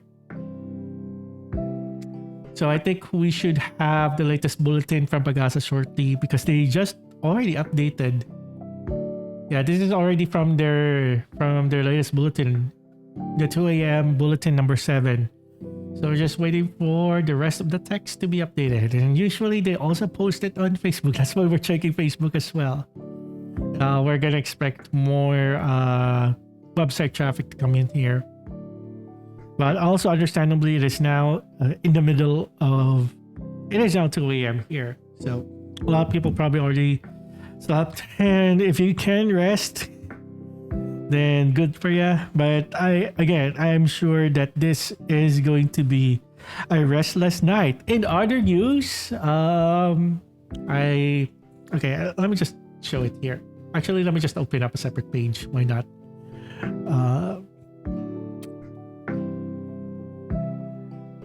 So I just saw that the official we're switching back and forth between the typhoon and then Miku Expo. But yeah, I just saw that they just did the official photos. Look at that. Look at that stage.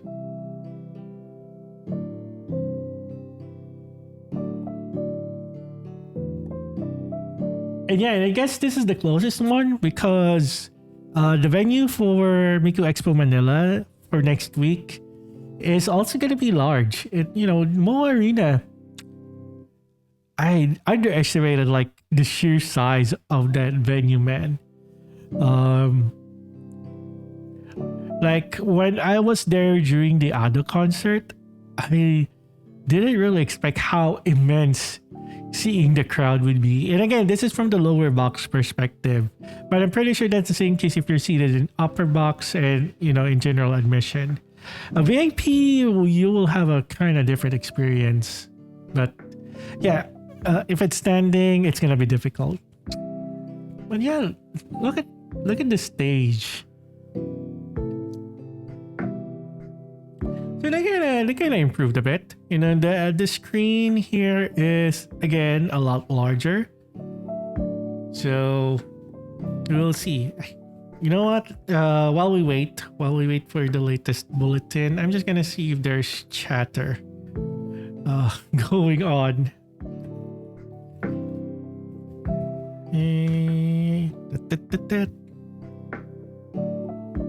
Yeah, let's just talk about let's go back to talk about Miku Expo for a bit.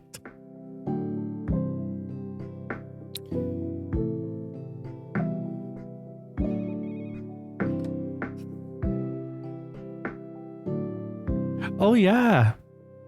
Ooh, now that someone mentioned it, there is one particular song that is missing in the set list, huh? Oh.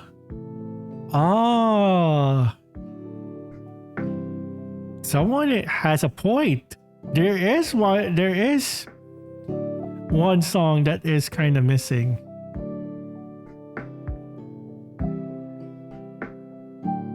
Interesting.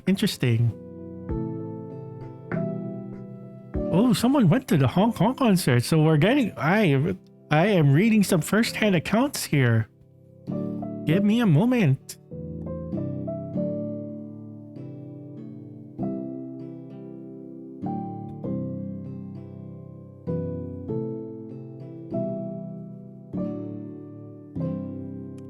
Oh, someone went to the Hong Kong show. Okay, I am doing some back reading at the moment. Give me 1 second. Someone went to the Hong Kong show. Okay, I guess there's always gonna be that someone that's wearing a certain Miku costume. Okay.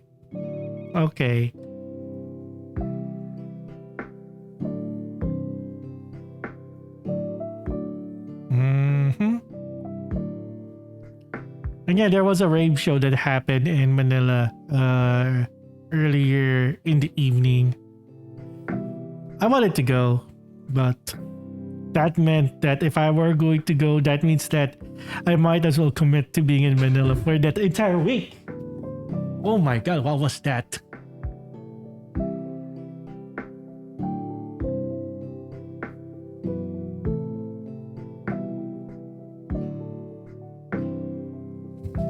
Uh-huh.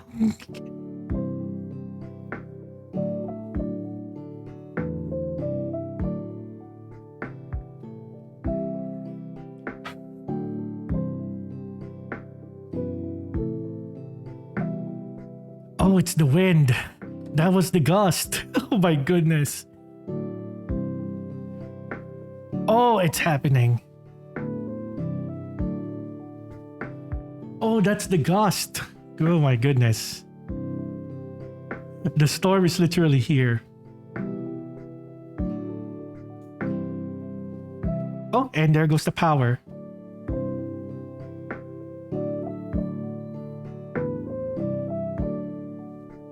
Okay, I think we will need to start wrapping up quickly then. Yeah, the power is starting to fluctuate. The power starting to fluctuate over here. But yeah, I just sorry, there was suddenly there was like a sudden rumbling noise. Yeah, so I had to pause for a moment there. But that was actually the gust. Again, this is the first time that I'm sheltering through a typhoon in this place, so things are gonna sound a little bit different from what I'm accustomed to back at my old place. Oh yeah, I should get that signage. I need to go out and grab that signage. All right. So there's a couple of things that I need to do before continuing to hunker down. Sorry about that. That spooked me a little bit. But yeah. Okay. Sige. So someone went to. Okay, I may have to back read through this in my off time. But okay, let's see if we now have an update at the very least. Come on, Pagaseg, give us. Do we have a latest bulletin now?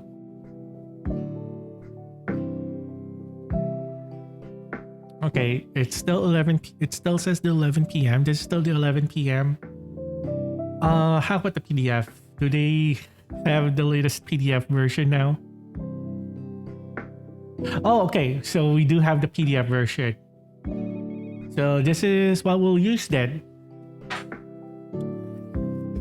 All right, ladies and gentlemen, we have the latest bulletin from Pag-asa right now. We're looking at bulletin number 7, issued at 2 a.m.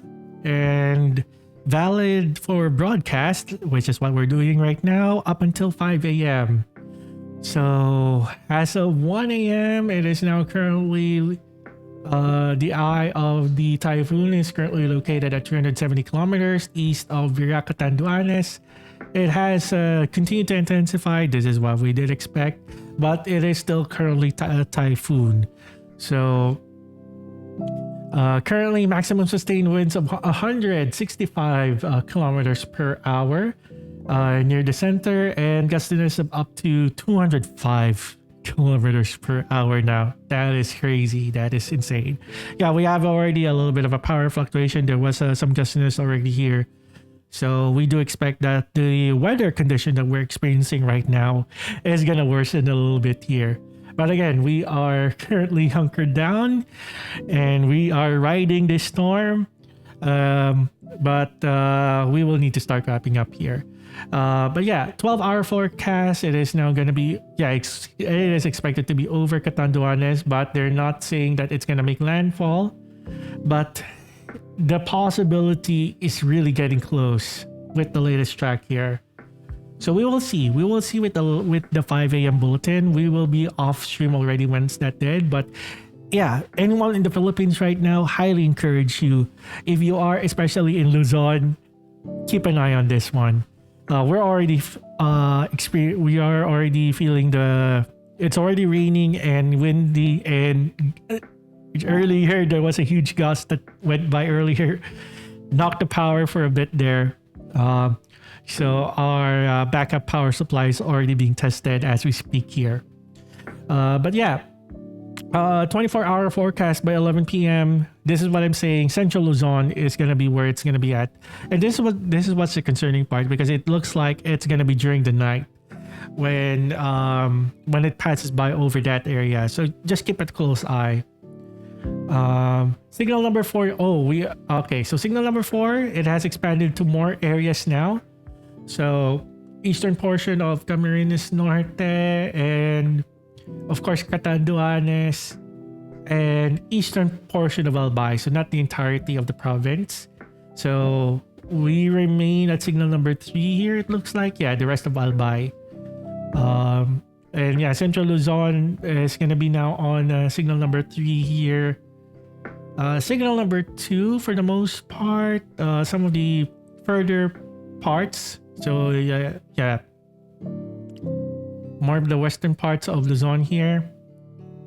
And then signal number 1. Yeah, it's crazy that it's going all the way up until Visayas. So most of Visayas here is under signal number 1. We even have some areas in Mindanao that's under signal number 1.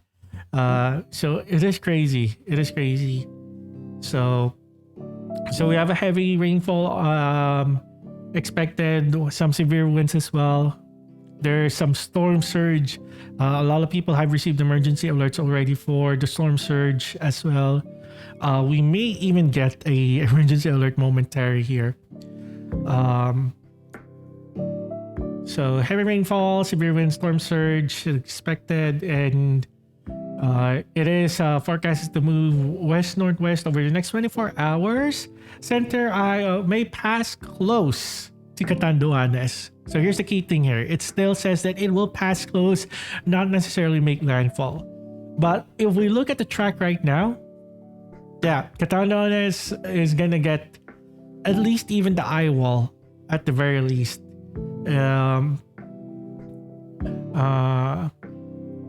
So due to its proximity, a direct hit, I will affect the area without making landfall. A landfall scenario of Catanduanes is not ruled out. So Pag-asa is saying that there is still that possibility.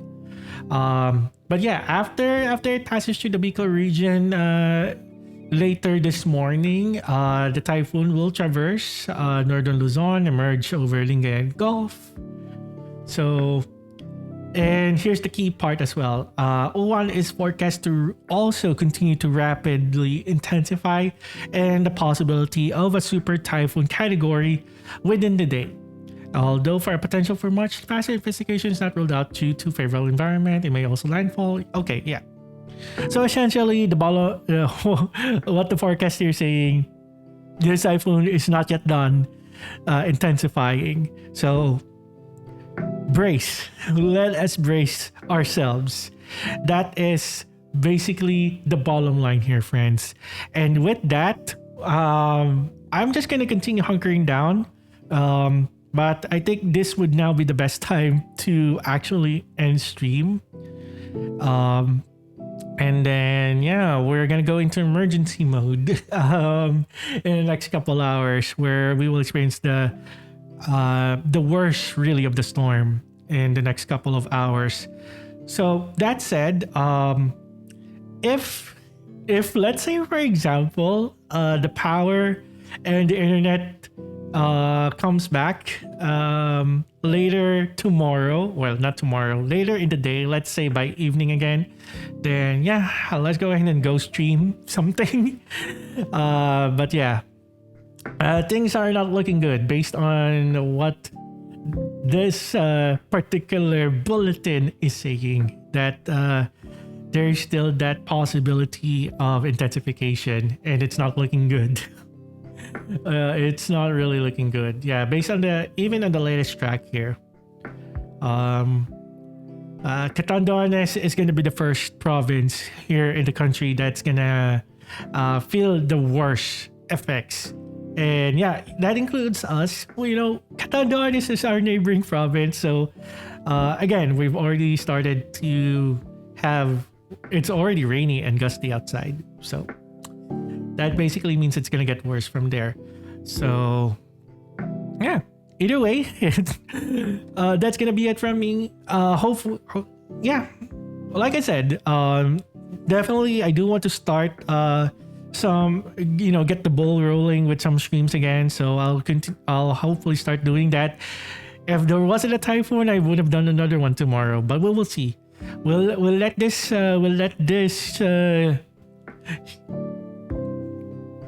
it's insane.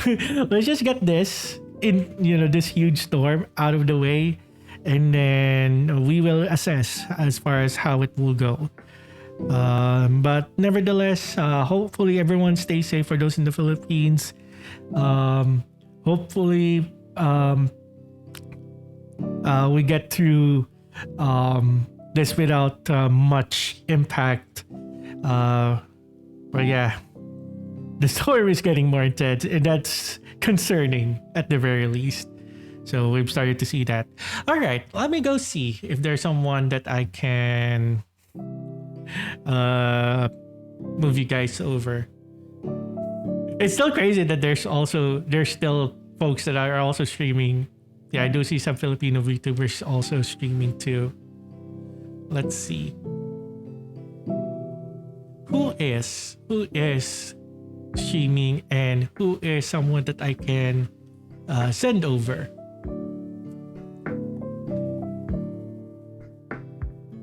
I'm currently checking out some folks at the moment.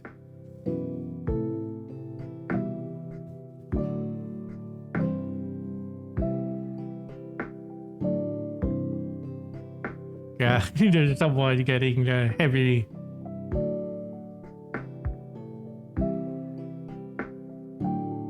Wait, lag. Okay, I'm not. Wait, lag. I am checking someone out right now.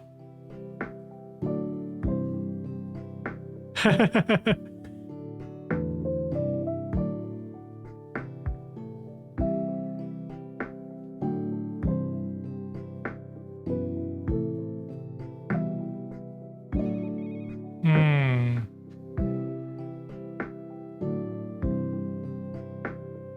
Let's see. Let's see. We have a few raid targets here actually. Surprisingly, there are people here who have the same thought to still stream while the weather is starting to get it's starting to get bad outside. That's the funniest thing.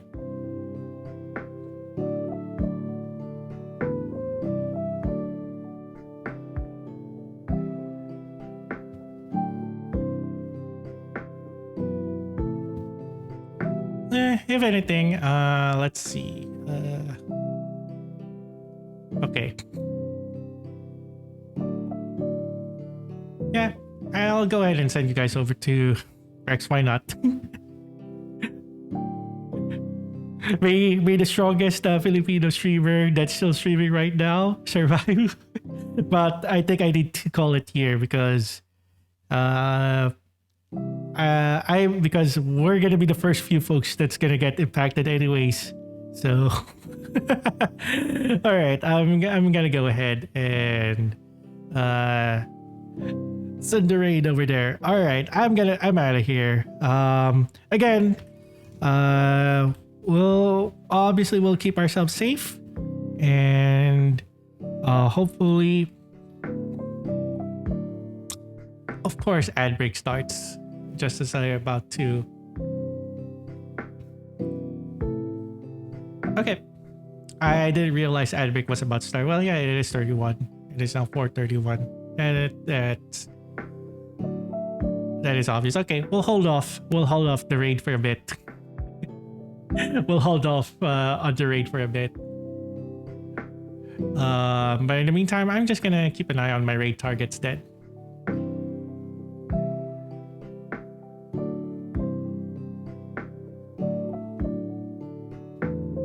Oh, actually, there's another one that we can raid too. Okay, there's another raid target that I'm looking at right now.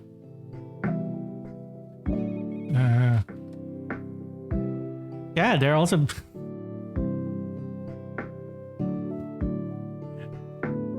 Okay. I have another one that I can send you guys over while we're in the middle of an ad break. And I think it's a little bit more adjacent to what we do because they're streaming a rhythm game right now. So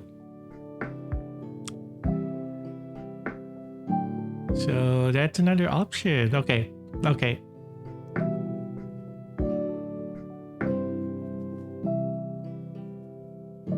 Okay, the weather's kind of calmed down a little bit actually, but I think it's giving us an idea as far as what to expect. Oh goodness. Oh goodness.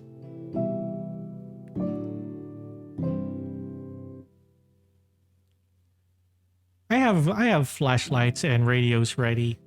Actually, no one has been on the because I have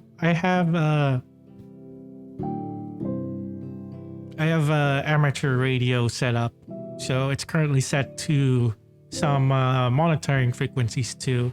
So that's another way that I'm also doing the preparations. Are we out of ads already? Okay, we still have 30 seconds. I'll go ahead and start the raid anyways. But yeah, that's gonna be it from me. Thank you everyone for stopping by. And yeah, until next time, basically. And yeah, hopefully we come out of this